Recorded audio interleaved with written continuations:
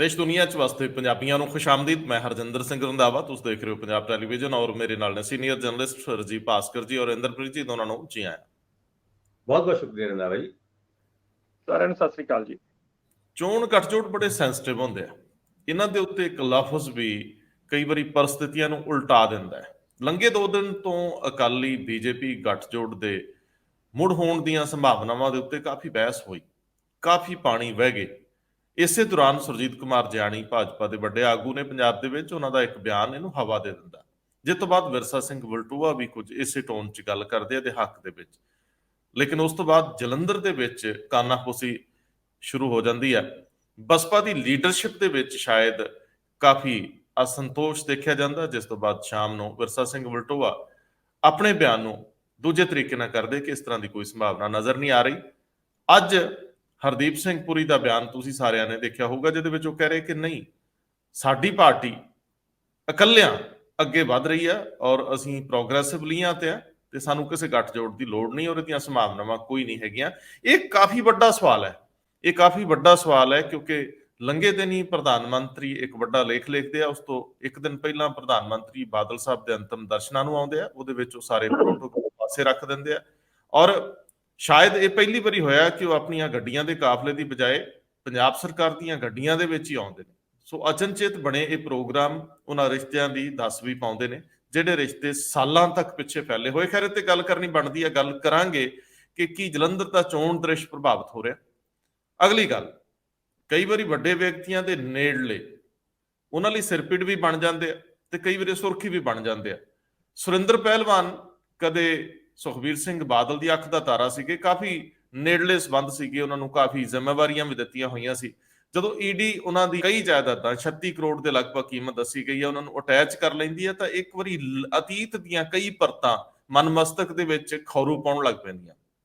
ਇਸੇ ਤਰ੍ਹਾਂ ਦਾ ਦੂਜਾ ਮਾਮਲਾ ਭਰਤਿੰਦਰ ਸਿੰਘ ਚਹਿਲ ਦਾ ਹੈ, ਜਿਹੜੇ ਕੈਪਟਨ ਅਮਰਿੰਦਰ ਸਿੰਘ ਦੀ ਕਰੀਬੀ ਨਹੀਂ, ਲਗਭਗ ਕੈਪਟਨ ਅਮਰਿੰਦਰ ਸਿੰਘ ਦੀ ਰਜੀਮ ਦੇ ਨੰਬਰ 1 ਵਿਅਕਤੀ ਸੀਗੇ। ਉਹਨਾਂ ਦੇ ਵੱਡੇ ਪੈਲਸ ਦੀਆਂ ਵੀ ਤਸਵੀਰਾਂ ਕਈ ਕੁਝ ਪਿਛਲੇ 10-15 ਸਾਲਾਂ ਦੀ ਤਰਤੀਬ ਤੁਹਾਡੇ ਮਨ ਮਸਤਕ 'ਚ ਬੰਨ ਦਿੰਦੀਆਂ। ਤੀਜੀ ਖਬਰ ਵੀ ਬੜੀ ਅਹਿਮ ਆ। ਤੁਹਾਨੂੰ ਯਾਦ ਹੋਣਾ ਕਿ ਪੁਲਿਸ ਦੇ ਵਿੱਚ ਅਕਸਰ ਲੋਕਲ ਰੈਂਕਸ ਦੀ ਗੱਲ ਚੱਲਦੀ ਰਹਿੰਦੀ ਹੈ ਕਿ ਜੇ ਕੋਈ ਹੌਲਦਾਰ ਹੈ ਤੇ ਉਹਦੇ ਇੱਕ ਫੀਤੀ ਲਾ ਕੇ ਉਹਨੂੰ ASI ਬਣਾ ਦਿਓ। ਅਮੂਮਨ ਕਿਹਾ ਜਾਂਦਾ ਕਿ ਇਹਦੀ ਵੈਲਿਡਿਟੀ ਕੋਈ 6 ਮਹੀਨੇ ਦੀ ਹੁੰਦੀ ਆ, ਲੇਕਿਨ ਅਕਾਲੀ ਔਰ ਕਾਂਗਰਸ ਦੇ ਰਾਜ ਵਿੱਚ ਕਾਫੀ ਇਸ ਤਰ੍ਹਾਂ ਦੇ ਲੋਕਲ ਰੈਂਕ ਮਿਲੇ ਜਿਹੜੇ ਵਿਧੀ ਵਿਧਾਨ ਅਨੁਸਾਰ ਨਹੀਂ ਸੀ ਬਣਦੇ।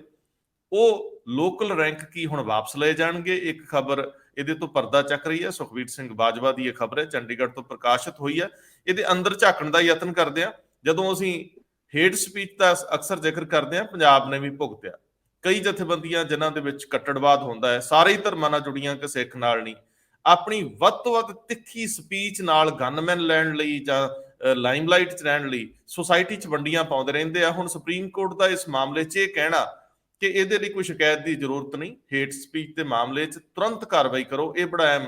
ਲੇਕਿਨ ਅਤੀਕ ਅਹਿਮਦ ਜਿਹੜੇ 2 ਭਰਾ ਇਹ ਮਾਰੇ ਗਏ ਸੀ, ਇਹ ਪੁਲਿਸ ਹਿਰਾਸਤ ਵਿੱਚ ਮਾਰੇ ਗਏ ਸੀ। ਸੁਪਰੀਮ ਕੋਰਟ ਨੇ ਇਹਦੇ 'ਚ ਹਲਫਨਾਮਾ ਦਾਇਰ ਕਰਨ ਲਈ ਕਿਹਾ ਹੈ ਕਿ ਇਹਦੇ 'ਚ ਹੁਣ ਤੱਕ ਕੀ ਹੋਇਆ, ਇਹਨਾਂ ਦਾ ਮੀਡੀਆ ਟ੍ਰਾਇਲ ਕਿਉਂ ਕਰਵਾਇਆ ਜਾ ਰਿਹਾ ਸੀ, ਇਹ ਸਵਾਲ ਵੀ ਹੈਗੇ ਨੇ। ਰਾਹੁਲ ਗਾਂਧੀ ਦੀ ਅੱਜ ਗੁਜਰਾਤ ਹਾਈ ਕੋਰਟ ਦੇ ਵਿੱਚ ਸੁਣਵਾਈ ਆ, ਅਹਿਮਦਾਬਾਦ ਦੇ ਵਿੱਚ ਉਹਨਾਂ ਦਾ ਡੈਫਾਮੇਸ਼ਨ ਦਾ ਕੇਸ ਕਾਫੀ ਅਹਿਮ ਰਹਿਣ ਵਾਲਾ ਗੱਲ। ਗੁਰਮੀਤ ਰਾਮ ਰਹੀਮ ਡੇਰਾ ਸਿਰਸਾ ਦੇ ਪ੍ਰਮੁੱਖ, ਉਹਨਾਂ ਨੂੰ ਹਾਈ ਕੋਰਟ ਨੇ ਪੁੱਛਿਆ ਕਿ SIT ਦੀ ਜਾਂਚ ਵਿੱਚ ਤੁਹਾਨੂੰ ਗਲਤ ਕੀ ਲੱਗਦਾ ਹੈ, ਇਹ 5 ਤਰੀਕ ਤੋਂ ਪਹਿਲਾਂ ਇਹਦੇ ਬਾਰੇ ਆਪਣੇ ਤੱਥ ਪੇਸ਼ ਕਰੋ ਤੇ ਇਹ ਸਾਰੇ ਮਾਮਲੇ ਅੱਗੇ ਵਧਾਉਂਦੇ ਆ। ਸਭ ਤੋਂ ਪਹਿਲਾਂ ਇੰਦਰਪ੍ਰੀਤ ਜੀ, ਅਕਾਲੀ ਭਾਜਪਾ ਗੱਠਜੋੜ ਦੇ ਉੱਤੇ ਕੱਲ ਕਾਫੀ ਗੱਲ ਹੁੰਦੀ ਰਹੀ ਔਰ ਇਸ ਗੱਲਬਾਤ ਬੇਆਧਾਰੀ ਨਹੀਂ ਸੀ, ਇਹ ਆਧਾਰ ਇਹਦੇ ਬੜੇ ਮੌਜੂਦ ਸੀ। ਉਹਨਾਂ ਸਾਰੇ ਆਧਾਰਾਂ ਦੇ ਉੱਤੇ ਔਰ ਜਿਹੜੀ ਬਹਿਸ ਚੱਲਦੀ ਰਹੀ ਉਹਦੇ ਉੱਤੇ ਆਪਣੀ ਗੱਲ ਸ਼ੁਰੂ ਕਰੋ। ਰੰਧਾਵਾ ਸਾਹਿਬ, ਜਦ ਦੀ ਪ੍ਰਕਾਸ਼ ਸਿੰਘ ਬਾਦਲ ਹੋਣਾ ਦੀ ਡੈਥ ਹੋਈ ਹੈ, ਉਸ ਦਿਨ ਜਦੋਂ ਸਵੇਰੇ ਸ਼ੋਕ ਸਭਾ ਸੀ ਉੱਥੇ ਅਕਾਲੀ ਦਲ ਦੇ ਦਫ਼ਤਰ ਦੇ ਵਿੱਚ, ਉਦੋਂ ਪ੍ਰਧਾਨ ਮੰਤਰੀ ਜਿਸ ਤਰ੍ਹਾਂ ਆਏ ਹੈ, ਅਚਾਨਕ ਉਹਨਾਂ ਦਾ ਮਤਲਬ ਉੱਥੇ ਦੌਰਾ ਰੱਖਿਆ ਗਿਆ ਤੇ ਉਹਨੂੰ ਲੈ ਕੇ ਉਸ ਤੋਂ ਬਾਅਦ ਹੀ ਔਰ ਬੀਜੇਪੀ ਲੀਡਰਸ਼ਿਪ ਵੀ ਤਕਰੀਬਨ ਸਾਰੀ ਦੀ ਸਾਰੀ ਉੱਥੇ ਆਈ ਹੋਈ ਸੀ ਤੇ ਮਿਨਿਸਟਰਸ ਵੀ ਕਈ ਆਏ ਸੀ। ਜਿਹੜੇ ਹਰਿਆਣਾ ਦੇ ਮੁੱਖ ਮੰਤਰੀ ਹੈ ਉਹ ਰਾਤੀ ਵੀ ਸੁਖਬੀਰ ਬਾਦਲ ਹੋਰਾਂ ਕੋਲ ਗਏ ਔਰ ਸਵੇਰੇ ਫਿਰ ਗਏ। ਉਸ ਤੋਂ ਇਹ ਲੱਗ ਰਿਹਾ ਸੀਗਾ ਕਿ ਅਟਕਲਾਂ ਸੀਗੀਆਂ ਕਿ ਸ਼੍ਰੋਮਣੀ ਅਕਾਲੀ ਦਲ ਔਰ ਭਾਜਪਾ ਦਾ ਗੱਠਜੋੜ ਦੁਬਾਰਾ ਤਾਂ ਨਹੀਂ ਹੋ ਰਿਹਾ। ਇਹ ਕਨਸੂਆਂ ਜਦੋਂ ਚੱਲ ਰਹੀ ਸੀ, ਉਹ ਖਬਰਾਂ ਵੀ ਲੱਗੀਆਂ ਇਸ ਦੇ ਮਾਮਲੇ 'ਚ, ਸਾਰੇ ਅਖਬਾਰਾਂ ਨੇ ਕੈਰੀ ਕੀਤੀਆਂ, ਤਾਂ ਅਚਾਨਕ ਜਿਹੜੀ ਇੱਕ ਸਟੇਟਮੈਂਟ ਫਾਰਮਰ ਮਿਨਿਸਟਰ ਜਿਹੜੇ ਹੈਗੇ ਨੇ ਸੁਰਜੀਤ ਕੁਮਾਰ ਜਿਆਣੀ, ਉਹਨਾਂ ਦੀ ਆਈ ਹੈ ਕਿ ਇਹ ਗਠਜੋੜ ਹੋਣਾ ਚਾਹੀਦਾ ਹੈ, ਇਹ ਵਕਤ ਦਾ ਤਕਾਜ਼ਾ ਹੈ। ਤੇ ਇਹਨੂੰ ਅਕਾਲੀ ਦਲ ਨੇ ਹੱਥੋਂ ਹੱਥੀ ਲਿਆ ਇੱਕ ਤਰ੍ਹਾਂ ਦਾ। ਵਿਰਸਾ ਸਿੰਘ ਵਲਟੋਹਾ ਜੋ ਕਿਸੇ ਲੰਬੇ ਸਮੇਂ ਤੋਂ ਭਾਜਪਾ ਦੀ ਲਗਾਤਾਰ ਮੁਖਾਲਫਤ ਕਰ ਰਿਹਾ ਹੈ, ਟੀਵੀ ਡਿਬੇਟਾਂ ਤੇ ਵੀ ਆਮ ਉਹਨਾਂ ਨੂੰ ਦੇਖਿਆ ਜਾ ਸਕਦਾ ਹੈ, ਉਹਨਾਂ ਨੇ ਵੀ ਅਚਾਨਕ ਯੂ ਟਰਨ ਲਿੱਤਾ ਤੇ ਉਹਨਾਂ ਨੇ ਕਿਹਾ ਵੀ ਹਾਂ ਇਹ ਸੁਰਜੀਤ ਕੁਮਾਰ ਜਿਆਣੀ, ਐਕਚੁਅਲੀ ਤਾਂ ਪ੍ਰਤੀਕਿਰਿਆ ਲਿੱਤੀ ਸੀ ਲੋਕਾਂ ਨੇ, ਪੱਤਰਕਾਰਾਂ ਨੇ ਉਸ ਤੋਂ ਵਲਟੋਹਾ ਸਾਹਿਬ ਤੋਂ ਕਿ ਜਿਆਣੀ ਸਾਹਿਬ ਦਾ ਬਿਆਨ ਆਇਆ ਤੇ ਤੁਸੀਂ ਕੀ ਕਹਿਣਾ ਚਾਹੁੰਦੇ ਹੋ। ਉਹਨਾਂ ਨੇ ਵੀ ਉਸੇ ਵੇਗ 'ਚ ਹੀ ਕਹਿਤਾ ਕਿ ਹਾਂ ਇਹ ਮੌਕਾ ਹੈਗਾ ਔਰ ਸਾਨੂੰ ਇਕੱਠਿਆਂ ਹੋਣਾ ਚਾਹੀਦਾ। ਅਸੀਂ ਪਹਿਲਾਂ ਵੀ ਜਿਹੜੀਆਂ ਹੈਗੀਆਂ 2-2 ਸਰਕਾਰਾਂ ਚਲਾਈਆਂ, 3-3 ਸਰਕਾਰਾਂ ਚਲਾਈਆਂ, ਤੇ ਇਹ ਸਾਨੂੰ ਮੌਕਾ ਹੈ ਔਰ ਸਾਨੂੰ ਇਕੱਠੇ ਹੋਣਾ ਚਾਹੀਦਾ। ਪਰ ਕਿਉਂਕਿ ਜਲੰਧਰ ਬਾਈ ਇਲੈਕਸ਼ਨ ਚੱਲ ਰਿਹਾ ਹੈ ਔਰ ਉਹਦੇ ਵਿੱਚ ਬਸਪਾ ਜਿਹੜੀ ਹੈ ਸ਼੍ਰੋਮਣੀ ਅਕਾਲੀ ਦਲ ਦਾ ਵੱਡਾ ਗਠਜੋੜ ਹੈ, ਤੇ ਜ਼ਿਆਦਾਤਰ ਜਿੰਨੀ ਸਪੋਰਟ ਬੇਸ ਇਸ ਟਾਈਮ ਅਕਾਲੀ ਦਲ ਦੇ ਜਿਹੜੇ ਕੈਂਡੀਡੇਟ ਨੂੰ ਮਿਲ ਰਿਹਾ ਹੈ ਉਹ ਬਹੁਜਨ ਸਮਾਜ ਪਾਰਟੀ ਤੋਂ ਹੀ ਮਿਲ ਰਿਹਾ ਹੈ। ਔਰ ਜਦੋਂ ਇਹ ਆਇਆ ਤਾਂ ਇਕੱਲੇ ਬਸਪਾ ਨੇ ਨਹੀਂ ਇਹਦਾ ਵਿਰੋਧ ਕੀਤਾ, ਈਵਨ ਇਹਦਾ ਵਿਰੋਧ ਜਿਹੜਾ ਹੈਗਾ ਉਹ ਜਿਹੜਾ ਅਕਾਲੀ ਦਲ ਦਾ ਕੈਂਡੀਡੇਟ ਹੈ ਉਹਦੇ ਵੱਲੋਂ ਵੀ ਨਿਰਾਸ਼ਾ ਜਤਾਈ ਗਈ ਵੀ ਇਹ ਅਗਰ ਇਸ ਮੌਕੇ ਤੇ ਇਸ ਕਿਸਮ ਦੀ ਸਟੇਟਮੈਂਟਸ ਆਉਣਗੀਆਂ ਤਾਂ ਫਿਰ ਮੇਰੇ ਲਈ ਬਹੁਤ ਔਖਾ ਹੋ ਜਾਏਗਾ ਲੜਨਾ। ਕਿਹਾ ਜਾ ਰਿਹਾ ਕਿ ਅੰਦਰ ਉਹਨਾਂ ਨੇ ਪਾਰਟੀ ਲੀਡਰਸ਼ਿਪ ਨੂੰ ਇਹ ਕਿਹਾ ਵੀ ਇਹਨਾਂ ਨੂੰ ਰੋਕੋ, ਤਾਂ ਵਿਰਸਾ ਸਿੰਘ ਵਲਟੋਹਾ ਉਹਨਾਂ ਨੇ ਸ਼ਾਮੀ ਆਪਣੀ ਸਟੇਟਮੈਂਟ ਨੂੰ ਚੇਂਜ ਕਰ ਲਿਆ ਔਰ ਉਹਨਾਂ ਨੇ ਕਿਹਾ ਕਿ ਨਹੀਂ, ਮੇਰੀ ਜਿਹੜੀ ਸਟੇਟਮੈਂਟ ਹੈ ਉਹਨੂੰ ਗਲਤ ਤਰੀਕੇ ਨਾਲ ਪੇਸ਼ ਕੀਤਾ ਗਿਆ। ਮੈਂ ਇਹ ਨਹੀਂ ਕਹਿ ਰਿਹਾ ਕਿ ਹੋਣਾ, ਮਤਲਬ ਮੈਂ ਕਹਿਣਾ ਚਾਹੁੰਦਾ ਵੀ ਹੋਣਾ ਚਾਹੀਦਾ, ਇਹ ਨਹੀਂ ਕਹਿ ਰਿਹਾ ਵੀ ਅਸੀਂ ਹੋ ਰਿਹਾ, ਇਹ ਨਹੀਂ ਮੈਂ ਕਹਿ ਰਿਹਾ। ਅਸੀਂ ਹਜੇ ਵੀ ਬਸਪਾ ਨਾਲ ਹੀ ਜੁੜੇ ਹੋਏ ਹਾਂ ਤੇ ਉਹਨਾਂ ਨਾਲ ਹੀ ਕਰ ਰਹੇ ਹਾਂ। ਦੂਜੀ ਗੱਲ ਇਹ ਹੈਗੀ ਹੈ, ਮਤਲਬ ਕਿ ਮੈਂ ਪਿਛਲੇ 2 ਦਿਨ ਪਹਿਲਾਂ ਵੀ ਜਦੋਂ ਆਪਾਂ ਇਸ ਇਸ਼ੂ ਤੇ ਗੱਲ ਕਰ ਰਹੇ ਸੀ ਤਾਂ ਮੈਂ ਕਿਹਾ ਸੀਗਾ ਕਿ ਬੀਜੇਪੀ ਲਈ ਬਹੁਤ ਵੱਡਾ ਸੰਕਟ ਹੈ 2024 ਵਾਲਾ। 2024 ਇਸ ਟਾਈਮ ਦੇਖੋ ਕਰਨਾਟਕ ਦੇ ਵਿੱਚ ਜਿਸ ਤਰ੍ਹਾਂ ਦਾ ਗਹਿ ਗੱਚ ਮੁਕਾਬਲਾ ਚੱਲ ਰਿਹਾ ਔਰ ਉਹਨਾਂ ਨੂੰ ਲੱਗ ਰਿਹਾ, ਮਤਲਬ ਬੀਜੇਪੀ ਨੂੰ ਉੱਥੇ ਕਿ ਸਾਨੂੰ ਬਹੁਤ ਵੱਡਾ ਨੁਕਸਾਨ ਹੋ ਜਾ ਰਿਹਾ। ਕਰਨਾਟਕ ਕੋਈ ਛੋਟੀ ਸਟੇਟ ਨਹੀਂ ਹੈ, ਉਹ ਇੱਕ ਮੈਸੇਜ ਦੇ ਸਕਦੀ ਹੈ ਅਗਰ ਉੱਥੇ ਕਾਂਗਰਸ ਜਾਂ ਕੋਈ ਹੋਰ ਮਤਲਬ ਅਦਰ ਦੈਨ ਬੀਜੇਪੀ ਕੋਈ ਵੀ ਪਾਰਟੀ ਉੱਥੇ ਆ ਜਾਂਦੀ ਹੈ ਤਾਂ ਉਹ ਇੱਕ ਵੱਡਾ ਮੈਸੇਜ ਕੰਟਰੀ 'ਚ ਜਾਣ ਲਈ ਕਾਫੀ ਹੁੰਦਾ।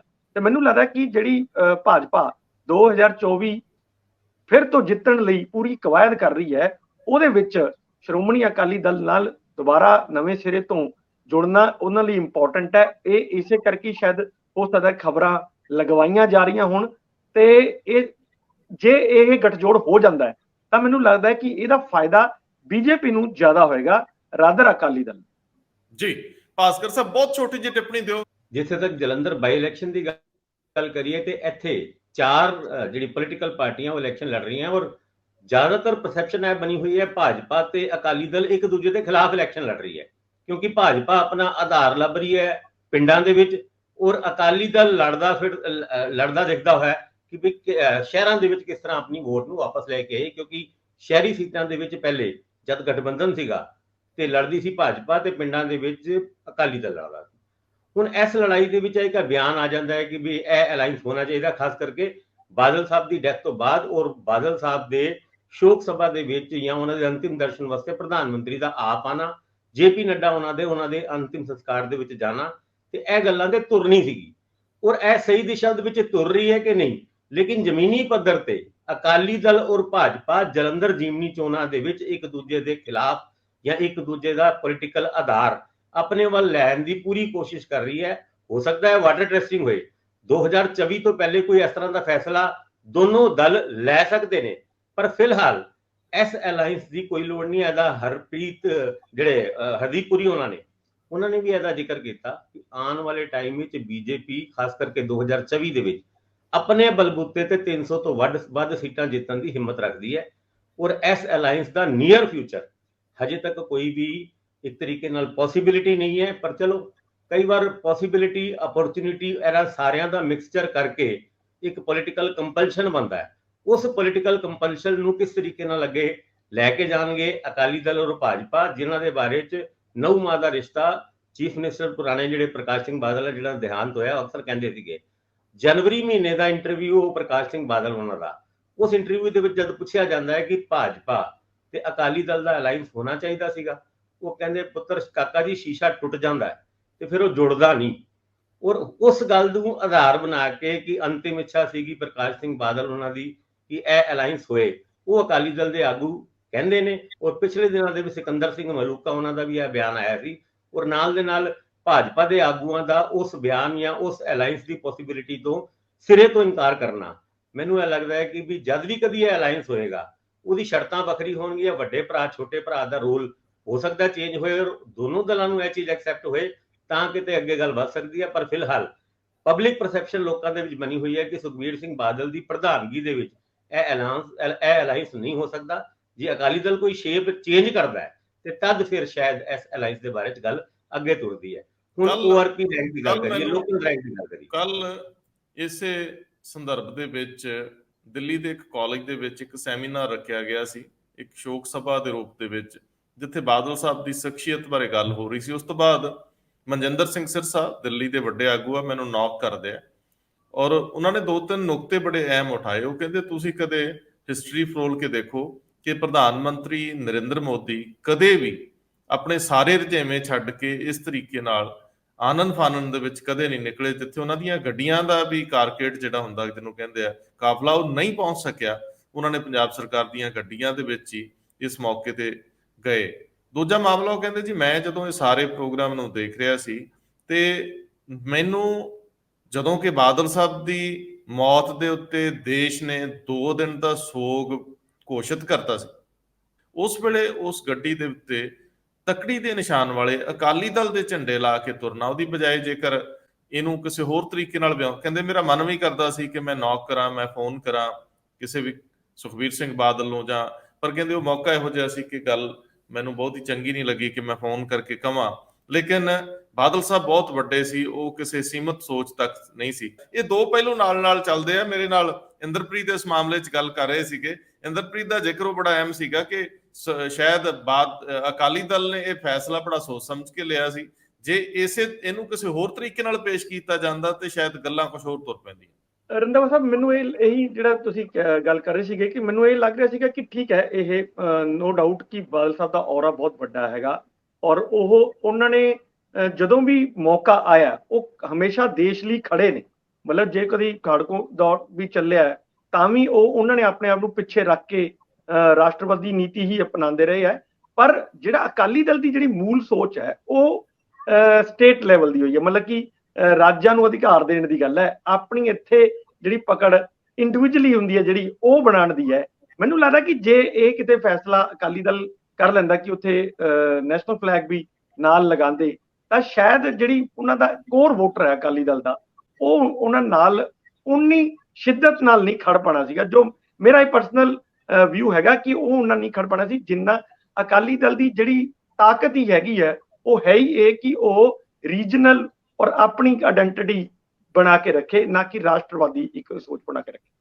ਔਰ ਇਹਦੇ ਤੇ ਸਭ ਤੋਂ ਵੱਡਾ ਮਾਮਲਾ ਇਹ ਸੀ ਕਿ ਜਦੋਂ ਬੀਜੇਪੀ ਜਾਂ ਬੀਜੇਪੀ ਦੇ ਕਿਸੇ ਆਗੂ ਵੱਲੋਂ ਜਾਂ ਕਿਸੇ ਵੀ ਹੋਰ ਤਰ੍ਹਾਂ ਦੀ ਟੀਵੀ ਡਿਬੇਟ ਜਾਂ ਕੋਈ ਅਖਬਾਰੀ ਖਬਰਾਂ ਦੇ ਉੱਤੇ ਇਸ ਤਰ੍ਹਾਂ ਦਾ ਕੁਝ ਵੀ ਚੱਲ ਰਿਹਾ ਸੀਗਾ ਗਠਬੰਧਨ ਨੂੰ ਲੈ ਕੇ, ਤੇ ਭਾਵੇਂ ਕਿ ਬਹੁਤ ਦੁੱਖ ਦਾ ਸਮਾਂ ਸੀ, ਲੇਕਿਨ ਅਕਾਲੀ ਦਲ ਦੀ ਲੀਡਰਸ਼ਿਪ ਦੀ ਦੂਜੀ ਕਤਾਰ ਦੇ ਵਿੱਚੋਂ ਇਹਦੇ ਉੱਤੇ ਤੁਰੰਤ ਸਫਾਈ ਆਉਣੀ ਚਾਹੀਦੀ ਸੀ। ਜੇਕਰ ਇਹਨੂੰ ਪੋਲੀਟੀਕਲ ਕਰੈਕਸ਼ਨ ਦੇ ਰੂਪ ਚ ਦੇਖਣਾ ਹੁੰਦਾ, ਜੇ ਪੋਲੀਟੀਕਲ ਕਰੈਕਟ ਸਟੇਟਮੈਂਟ ਇਹਦੀ ਸੀ ਕਿ ਉਹਦੇ 1-ਅੱਧੇ ਘੰਟੇ ਦੇ ਵਿੱਚ ਹੀ ਕਿ ਬਾਕੀ ਚੀਜ਼ਾਂ ਆਪਣੀ ਜਗ੍ਹਾ ਨੇ, ਪਾਰਟੀ ਦੀ ਵਿਚਾਰਧਾਰਾ ਤੇ ਪਾਰਟੀ ਦੇ ਗਠਬੰਧਨ ਸੰਬੰਧੀ ਸਿਧਾਂਤਕ ਫੈਸਲੇ ਹੋ ਚੁੱਕੇ ਆ ਤੇ ਇਹਦੀ ਹੁਣ ਅਜੇ ਕੋਈ ਗੁੰਜਾਇਸ਼ ਨਹੀਂ। ਇਹ ਬਣਦਾ ਸੀ ਜਿੱਥੇ ਅਕਾਲੀ ਦਲ ਸ਼ਾਇਦ ਹਾਂ ਤੁਸੀਂ ਠੀਕ ਕਹਿ ਰਹੇ ਹੋ ਕਿ ਇਹ ਬਿਲਕੁਲ ਬਣਦਾ ਸੀਗਾ, ਔਰ ਮੈਨੂੰ ਲੱਗਦਾ ਕਿ ਇਸ ਤੋਂ ਉੱਪਰ ਵੀ ਜਾਇਆ ਜਾ ਸਕਦਾ ਕਿ ਵੀ ਪਹਿਲੀ ਗੱਲ ਤਾਂ ਇਹ ਕਿ ਯਾਰ ਇਹ ਮੌਕਾ ਹੀ ਨਹੀਂ ਹੈ ਇਸ ਤਰ੍ਹਾਂ ਦੀਆਂ ਗੱਲਾਂ ਕਰਨ ਦਾ। ਇਹ ਸਟੇਟਮੈਂਟ ਸਾਡੇ ਬੰਦ ਕਰੋ। ਕੁਝ ਵੀ ਜੇ ਆਪਾਂ ਇੱਕ ਮਿਡਵੇ ਜਾਂ ਕਹਿੰਦੇ ਹੁੰਦੇ ਆ ਵੀ ਡਿਪਲੋਮੈਟਿਕ ਜਾਂ ਕੋਈ ਸਟੇਟਮੈਂਟ ਦੇਣੀ ਹੋਵੇ ਤਾਂ ਇਹ ਵੀ ਕਹੀ ਜਾ ਸਕਦੀ ਸੀ ਕਿ ਆਰਾਮ ਨਾਲ ਕਿ ਇਹ ਕੋਈ ਇਹਦੇ ਸ਼ੌਕ ਦਾ ਟਾਈਮ ਹੈ ਔਰ ਤੁਸੀਂ ਗਠਬੰਧਨ ਦੀਆਂ ਗੱਲਾਂ ਕਰਨ ਲੱਗ ਗਏ ਹੋ, ਇਹ ਟਾਈਮ ਨਹੀਂ ਹੈ, ਆਪਾਂ ਬਾਅਦ ਚ ਗੱਲ ਕਰਾਂਗੇ ਇਹ। ਲੇਕਿਨ ਜਿਵੇਂ ਹੁੰਦਾ ਹੈ ਕੋਈ ਵੀ ਜਿਹੜੇ ਲੀਡਰਸ ਹੈਗੇ ਆ ਉਹ ਨਾਲ ਦੀ ਨਾਲ ਆਪਣੀਆਂ ਜਿਹੜੀ ਆਪਣੀ ਇੱਕ ਚਾਹਤ ਹੁੰਦੀ ਹੈ ਉਹਨੂੰ ਵਿੱਚ ਵਾੜਨ ਦੀ ਕੋਸ਼ਿਸ਼ ਕਰਦੇ ਆ। ਮੈਨੂੰ ਲੱਗਦਾ ਕਿ ਜਿਹੜੇ ਸੁਰਜੀਤ ਕੁਮਾਰ ਜਾਨੀ ਹੈਗੇ ਆ ਉਹਨਾਂ ਨੇ ਵੀ ਇਸੇ ਦ੍ਰਿਸ਼ਟੀ ਤੋਂ ਹੀ ਜਿਹੜਾ ਹੈਗਾ ਸਟੇਟਮੈਂਟ ਦਿੱਤੀ ਹੈ। ਭਾਸਕਰ ਸਾਹਿਬ, ਵੈਸੇ ਕੋਈ ਦੌਰ ਸੀ ਜਦੋਂ ਸਰਦਾਰ ਪ੍ਰਕਾਸ਼ ਸਿੰਘ ਬਾਦਲ ਸੱਤਾ ਪੂਰੀ ਤਰ੍ਹਾਂ ਆਪਣੇ ਹੱਥ 'ਚ ਰੱਖਦੇ ਸੀ, ਪਾਰਟੀ ਦਾ ਸਾਰਾ ਢਾਂਚਾ ਉਹਨਾਂ ਦੇ ਹੱਥ 'ਚ ਸੀਗਾ ਤੇ 5-7 ਬੰਦਿਆਂ ਦਾ ਇੱਕ ਬਹੁਤ ਵੱਡਾ ਵੱਡੇ ਔਰੇ ਵਾਲੇ ਬੰਦੇ ਜਿਹੜੇ ਸੀ ਉਹਨਾਂ ਦੇ ਆਲੇ ਦੁਆਲੇ ਝੁਰਮਟ ਹੁੰਦਾ, ਜਿਹੜੇ ਜਦੋਂ ਬਾਦਲ ਸਾਹਿਬ ਔਖੀ ਘੜੀ ਦੇ ਵਿੱਚ ਕਦੇ ਵੀ ਆਪ ਅੱਗੇ ਨਹੀਂ ਸੀ ਆਉਂਦੇ, ਲੇਕਿਨ ਉਹ 2-4 ਬੰਦਿਆਂ ਦਾ ਇੱਕ ਗਰੁੱਪ ਅੱਗੇ ਆਉਂਦਾ ਹੁੰਦਾ ਸੀ, ਔਰ ਜਦੋਂ ਕੁਝ ਗੱਲ ਕਹਿ ਰਿਹਾ ਹੁੰਦਾ ਸੀ ਤੇ ਉਹਦਾ ਵਜਨ ਵੀ ਹੁੰਦਾ। ਅੱਜ ਦੇ ਦਿਨ ਦੇ ਵਿੱਚ ਜੇ ਗੱਲ ਠੋਕ ਵਜਾ ਕੇ ਕਹਿਣੀ ਹੋਵੇ ਤੇ ਚਿਹਰਿਆਂ ਦਾ ਵੀ ਕਾਲ ਪਿਆ ਨਜ਼ਰ ਆਉਂਦਾ। ਇਹ ਵੀ ਵੱਡਾ ਸੰਕਟ ਹੈ ਕਿ ਕਿਹੜੇ ਵਿਅਕਤੀ, ਜੇ ਫਿਰ ਕੁੱਲ ਮਿਲਾ ਕੇ ਰਹਿ ਜਾਂਦੇ ਚੰਦੂ ਮਾਜਰਾ ਸਾਹਿਬ, ਭੁੰਦੜ ਸਾਹਿਬ, ਡਾਕਟਰ ਦਲਜੀਤ ਚੀਮਾ, ਵੱਧ ਤੋਂ ਵੱਧ ਮਲੂਕਾ ਸਾਹਿਬ ਨੂੰ ਅੱਗੇ ਕਰਤਾ ਜਾਂਦਾ, ਬਹੁਤ ਸਾਰੇ ਚਿਹਰੇ ਨਜ਼ਰ ਨਹੀਂ ਆਉਂਦੇ। ਬਿਲਕੁਲ ਠੀਕ ਗੱਲ ਹੈ। ਚਿਹਰਿਆਂ ਦੀ ਘਾਟ ਹੁਣ ਅਕਾਲੀ ਦਲ ਦੇ ਵਿੱਚ ਸਾਫ਼ ਤੌਰ ਤੇ ਨਜ਼ਰ ਆਉਂਦੀ ਹੈ। ਗੱਲ ਤੁਸੀਂ ਨੈਸ਼ਨਲ ਫਲੈਗ ਦੀ ਕੀਤੀ ਸੀ ਕਿ ਜਦ ਬਾਦਲ ਸਾਹਿਬ ਨੂੰ ਲੈ ਕੇ ਜਾ ਰਿਹਾ ਸੀਗਾ ਉੱਥੇ ਨੈਸ਼ਨਲ ਫਲੈਗ ਹੋਣਾ ਚਾਹੀਦਾ ਸੀ। ਮੈਨੂੰ ਲੱਗਦਾ ਹੈ ਨੈਸ਼ਨਲ ਫਲੈਗ ਦਾ ਇੱਕ ਰੀਜਨਲ ਪੋਲੀਟੀਕਲ ਪਾਰਟੀ ਦੇ ਨਾਲ ਕੰਪੈਰੀਜ਼ਨ ਕਰਨਾ ਉਹ ਗਲਤ ਹੋਏਗਾ। ਨੈਸ਼ਨਲ ਫਲੈਗ ਕਿਸੇ ਪੋਲੀਟੀਕਲ ਪਾਰਟੀ ਦਾ ਨਹੀਂ ਹੁੰਦਾ, ਉਹ ਦੇਸ਼ ਦਾ ਝੰਡਾ ਹੈ। ਔਰ ਜਿਸ ਤਰੀਕੇ ਨਾਲ ਪ੍ਰਧਾਨ ਮੰਤਰੀ ਨਰਿੰਦਰ ਮੋਦੀ ਉਹਨਾਂ ਨੇ ਬਾਦਲ ਸਾਹਿਬ ਦੇ ਕੱਦ ਦੇ ਬਾਰੇ ਜਾਂ ਉਹਨਾਂ ਦੇ ਸਿਆਸੀ ਜੀਵਨ ਦੇ ਬਾਰੇ ਤੇ ਲਿਖਿਆ ਕਿਹਾ, ਉਹ ਆਪਣੇ ਆਪ ਵਿੱਚ ਉਹਨਾਂ ਨੂੰ ਇੱਕ ਵੱਡੇ ਨੈਸ਼ਨਲ ਲੀਡਰ ਵਜੋਂ ਉਹਨਾਂ ਨੇ ਦੱਸਿਆ। ਔਰ ਐਦਾਂ ਦੇ ਕੇਸ ਦੇ ਵਿੱਚ ਜੇ ਨੈਸ਼ਨਲ ਲੀਡਰ ਬਣਨ ਦਾ ਮੌਕਾ ਭਾਵੇਂ ਡੈਥ ਤੋਂ ਬਾਅਦ ਹੀ ਇਹ ਗੱਲਾਂ ਤੁਰਦੀ ਹੈ, ਤੇ ਇਹ ਮੌਕਾ ਛੱਡਣਾ ਨਹੀਂ ਚਾਹੀਦਾ ਸੀ। ਤਕੜੀ ਤੇ ਉੱਥੇ ਹੀ ਹੈ ਜਿੱਥੇ ਹੈ ਨਹੀਂ ਰਹਿਣੀ ਚਾਹੀਦੀ ਸੀ। ਜੇ ਨੈਸ਼ਨਲ ਫਲੈਗ ਹੁੰਦਾ ਉੱਥੇ ਤੇ ਉਹਦੇ ਨਾਲ ਬਾਦਲ ਸਾਹਿਬ ਦੀ ਇੱਜ਼ਤ ਜਾਂ ਰਿਸਪੈਕਟ ਜਾਂ ਉਹ ਜਿਹੜਾ ਅੰਤਿਮ ਸੰਸਕਾਰ ਦੇ ਟਾਈਮ ਜਿਹੜੀ ਚੀਜ਼ਾਂ ਹੁੰਦੀ ਆ ਉਸ ਪੱਧਰ ਤੇ ਉਹ ਜ਼ਰੂਰ ਹੋਣੀ ਚਾਹੀਦੀ ਸੀਗੀ। ਅਗਲਾ ਲੋਕਲ ਰੈਂਕ ਵਾਲਾ ਮਾਮਲਾ ਬਹੁਤ ਤੇਜ਼ੀ 'ਚ ਨਿਪਟਾਇਓ, ਅਸੀਂ ਕਾਫੀ ਅੱਗੇ ਲੰਘ ਆਏ। ਗੱਲ ਲੋਕਲ ਰੈਂਕ ਦੀ ਕਰੀਏ ਤੇ ਪੁਲਿਸ ਦੇ ਵਿੱਚ ਫੀਤੀਆਂ ਵੰਡਣ ਦਾ ਜਿਹੜਾ ਇਹ ਸਿਲਸਿਲਾ ਹੈਗਾ ਟੈਰਰਿਜ਼ਮ ਦੇ ਟਾਈਮ ਹੀ ਸ਼ੁਰੂ ਹੋਇਆ ਸੀ, ਜਦ KPS ਗਿੱਲ ਨੇ ਅੱਤਵਾਦੀਆਂ ਨੂੰ ਫੜਨ ਜਾਂ ਫਿਰ ਉਹਨਾਂ ਦੇ ਐਨਕਾਊਂਟਰ ਦੇ ਉੱਤੇ ਫੀਤੀਆਂ ਇਨਾਮ ਦੇ ਵਿੱਚ ਦੇਣੀ ਸ਼ੁਰੂ ਕੀਤੀ ਸੀਗੀ। ਤਦ ਤੋਂ ਸ਼ੁਰੂ ਹੋਇਆ ਇਹ ਸਿਲਸਿਲਾ। ਹਾਲਾਂਕਿ ਜਦ ਇਹ ਫੀਤੀਆਂ ਵੰਡਣ ਦਾ ਸਿਲਸਿਲਾ ਸੀਗਾ ਉਹ 6 ਮਹੀਨੇ ਵਾਸਤੇ ਇਹ ਫੀਤੀ ਵੈਲਿਡ ਹੁੰਦੀ ਸੀ, ਪਰ 6 ਮਹੀਨੇ ਦੇ ਬਾਅਦ ਕਿਸੇ ਨੇ ਕੁਝ ਨਹੀਂ ਪੁੱਛਿਆ। ਅੱਜ ਤੱਕ ਫੀਤੀਆਂ ਐਡ ਹੁੰਦੀ ਰਹੀ। ਹੁਣ ਤੇ ਇੱਕ ਰਿਕਾਰਡ ਵੀ ਨਿਕਲ ਗਿਆ ਹੈ ਕਿ ਅਕਾਲੀ ਦਲ ਤੇ ਕਾਂਗਰਸ ਦੇ ਰਾਜ ਦੇ ਵਿੱਚ 9100 ਐਦਾਂ ਦੀ ਫੀਤੀਆਂ ਵੰਡੀਆਂ ਗਈਆਂ। ਉਹਦੇ ਉੱਤੇ ਜਿਹੜੀ ਨਵੀਂ ਸਰਕਾਰ ਆਈ ਹੈ ਆਮ ਆਦਮੀ ਪਾਰਟੀ ਦੀ, ਉਹਨੂੰ ਰਿਵਿਊ ਕਰਨਾ ਸ਼ੁਰੂ ਕੀਤਾ ਹੈ। ਔਰ ਇਹ ਫੀਤੀਆਂ ਜਦ ਵੰਡੀਆਂ ਜਾਂਦੀ ਸੀ ਉਹਦਾ ਕੋਈ ਬਹੁਤਾ ਆਧਾਰ ਨਹੀਂ ਹੁੰਦਾ ਸੀ। ਟੈਰਰਿਜ਼ਮ ਦੇ ਟਾਈਮ ਤੇ ਫਿਰ ਵੀ ਜਿਸ ਨੇ ਕੋਈ ਚੰਗੀ ਕਾਰਵਾਈ ਕੀਤੀ ਹੈ ਫੀਤੀ ਉਹਨੂੰ ਦਿੱਤੀ ਜਾਂਦੀ ਸੀ। ਉਸ ਤੋਂ ਬਾਅਦ ਤੇ ਕੋਈ ਕਿਸੇ ਵੀ ਵੱਡੇ ਪੁਲਿਸ ਅਫਸਰ ਦਾ ਕੋਈ ਕੁੱਕ ਜੇ ਭਰਥਾ ਬੈਂਗਨ ਦਾ ਵਧੀਆ ਬਣਾ ਦੇ ਤੇ ਤਾਂ ਵੀ ਉਹ ਫੀਤੀ ਦੇ ਦਿੱਤੀ ਜਾਂਦੀ ਸੀ, ਯਾਨੀ ਇੱਕ ਰਿਕਮੈਂਡੇਸ਼ਨ ਕਰ ਦਿੱਤੀ ਜਾਂਦੀ ਸੀ ਵੀ ਚਲੋ ਇਹਨੂੰ ਫੀਤੀ ਦੇ ਦਿਓ। ਔਰ ਪੋਲੀਟੀਕਲ ਪਾਰਟੀ ਆਪਣੇ ਖਾਸ ਬੰਦਿਆਂ ਨੂੰ ਪੋਲੀਟੀਸ਼ੀਅਨ ਉਹ ਫੀਤੀਆਂ ਦੀ ਰਿਕਮੈਂਡੇਸ਼ਨ ਕਰਦੇ ਸੀ ਔਰ ਸਾਰੀ ਰਿਕਮੈਂਡੇਸ਼ਨ ਨੂੰ ਐਕਸੈਪਟ ਕਰਦਾ ਸੀ। ਫੀਤੀ ਵੰਡਨ ਕਰਕੇ ਇੰਦਰਜੀਤ ਇੱਥੇ ਤੱਕ ਪਹੁੰਚਿਆ। ਔਰ ਇਹ ਵੀ ਫੀਤੀਆਂ ਵਾਲਾ ਹੀ ਇੰਸਪੈਕਟਰ ਸੀਗਾ ਜਿਹਦੀ ਰਿਕਮੈਂਡੇਸ਼ਨ ਭਾਵੇਂ ਰਾਜਜੀਤ ਨੇ ਕੀਤੀ, ਉਸ ਤੋਂ ਪਹਿਲੇ ਕਿਸੇ ਹੋਰ ਨੇ ਵੀ ਇੱਕ ਫੀਤੀ ਜ਼ਰੂਰ ਵੰਡੀ ਹੋਏਗੀ ਇੰਦਰਜੀਤ ਨੂੰ, ਤੇ ਗੱਲ ਇੱਥੇ ਤੱਕ ਪਹੁੰਚੀ। ਹੁਣ ਏਦਾਂ ਦੇ ਕਈ ਇੰਦਰਜੀਤ, ਕਿਉਂਕਿ ਫੀਤੀ ਮਿਲਣ ਤੋਂ ਬਾਅਦ ਭਾਵੇਂ ORP ਦੀ ਫੀਤੀ ਹੋਏ ਯਾਨੀ ਲੋਕਲ ਰੈਂਕ ਦੀ ਫੀਤੀ ਹੋਏ, ਉਸ ਵਿਅਕਤੀ ਨੂੰ ਉਹ ਭਾਵੇਂ ਕਾਂਸਟੇਬਲ ਹੋਏ ਉਹਨੂੰ ਚੌਕੀ ਇੰਚਾਰਜ ਵੀ ਲਾ ਦਿੱਤਾ ਜਾਂਦਾ ਸੀਗਾ, SHO ਵੀ ਲਾ ਦਿੱਤਾ ਜਾਂਦਾ ਸੀਗਾ। ਔਰ ਏਦਾਂ ਦਾ ਹੀ ਕੇਸ ਇੰਦਰਜੀਤ ਦੇ ਬਾਰੇ ਚ ਵੀ ਦੇਖਣ ਨੂੰ ਮਿਲਿਆ ਕਿ ਉਹ ਹੈਗਾ ਸੀਗਾ ਉਹ ਕਾਂਸਟੇਬਲ, ਪਰ ਉਹਨੂੰ ਫੀਤੀਆਂ ਵੰਡ ਕੇ ਇੰਸਪੈਕਟਰ ਰੈਂਕ ਤੱਕ ਯਾਨੀ ਸਟਾਰ ਵੀ ਵੰਡੇ ਗਏ। ਉਸ ਸਟਾਰ ਵੰਡਣ ਕਰਕੇ ਉਹਨੂੰ CIA ਇੰਚਾਰਜ ਲਾਇਆ ਗਿਆ। ਉਸ ਤੋਂ ਬਾਅਦ ਉਹਨੂੰ ਮੈਡਲਾਂ ਦੀ ਵੀ ਰਿਕਮੈਂਡੇਸ਼ਨ ਹੋਈ, ਤਾਂ ਕਰਕੇ ਅੱਜ ਰਾਜਜੀਤ ਵੀ ਉਸ ਉੱਥੇ ਖੜੇ ਨੇ ਜਿੱਥੇ ਉਹਨਾਂ ਨੂੰ ਡਿਸਮਿਸ ਕਰ ਦਿੱਤਾ ਗਿਆ। ਹੁਣ ਇਹ ਫਾਈਲਾਂ ਖੁੱਲਣੀ ਸ਼ੁਰੂ ਹੋਈਆਂ। ਇਹਨਾਂ ਦੇ ਏਦਾਂ ਦੇ ਤਮਾਮ ਜਿਹੜੇ ਪੁਲਿਸ ਵਾਲੇ ਹੈਗੇ ਨੇ ਜਿਹੜੇ ਫੀਤੀਆਂ ਵੰਡਣ ਕਰਕੇ SHO ਤੱਕ ਵੀ ਬਣੇ ਹੋਏ ਨੇ, ਉਹਨਾਂ ਦੀ ਫੀਤੀਆਂ ਹੁਣ ਲਾਣ ਜਾਣ ਦੀ ਤਿਆਰੀ ਹੈਗੀ ਹੈ। ਤੇ ਇੰਸਪੈਕਟਰ ਬਣਨ ਤੋਂ ਬਾਅਦ ਦੁਬਾਰਾ ਕਾਂਸਟੇਬਲ ਬਣਨਾ ਕਿਸ ਤਰੀਕੇ ਦਾ ਲੱਗਦਾ ਹੈ, ਸ਼ਾਇਦ ਇਹ ਉਹਨਾਂ ਵਾਸਤੇ ਇੱਕ ਮੁਸ਼ਕਿਲ ਜਿਹਾ ਸਮਾਂ ਹੋਏ ਕਿ ਉਹ ਸ਼ੀਸ਼ੇ 'ਚ ਜਦ ਉਹ 3 ਸਟਾਰ ਹਟੇ ਹੋਏ ਤੇ ਕਾਂਸਟੇਬਲ ਦੀ ਵਰਦੀ ਦੇ ਵਿੱਚ ਹੋਣਗੇ ਤੇ ਫਿਰ ਉਹ ਨੌਕਰੀ ਛੱਡਣਾ ਜ਼ਿਆਦਾ ਮਹਿਸੂਸ ਕਰਨਗੇ ਬਜਾਏ ਕਿ ਇੰਸਪੈਕਟਰ ਤੋਂ ਬਾਅਦ ਕਾਂਸਟੇਬਲ ਬਣਨਾ।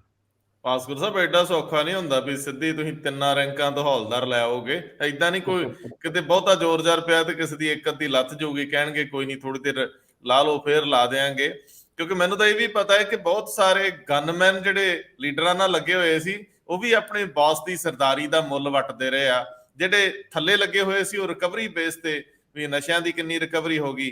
ਜਿਹੜੇ ਕਈ ਪੁਲਿਸ ਅਫਸਰਾਂ ਦੇ ਨਾਲ ਲੱਗੇ ਹੋਏ ਸੀ ਉਹਨਾਂ ਨੇ ਵੀ, ਲੇਕਿਨ ਜਿੰਨਾ ਤੰਗ ਸਵਾਈਆਂ ਹੁੰਦੀਆਂ ਰਾਹ ਵੀ ਰੱਖੇ ਹੁੰਦੇ ਆ। ਮੈਨੂੰ ਲੱਗਦਾ ਇਹਨਾਂ ਸਾਰਿਆਂ ਨੇ ਜਿਹੜੇ ਪਹਿਲਾਂ ਤਾਕਤਵਰ ਹੋਣਗੇ ਉਹਨਾਂ ਨੇ ਤਾਕਤ 'ਚ ਰਹਿਣਾ ਸਿੱਖ ਲਿਆ ਹੁੰਦਾ, ਇਸ ਕਰਕੇ ਮੈਨੂੰ ਲੱਗਦਾ ਏਡਾ ਸੌਖਾ ਨਹੀਂ।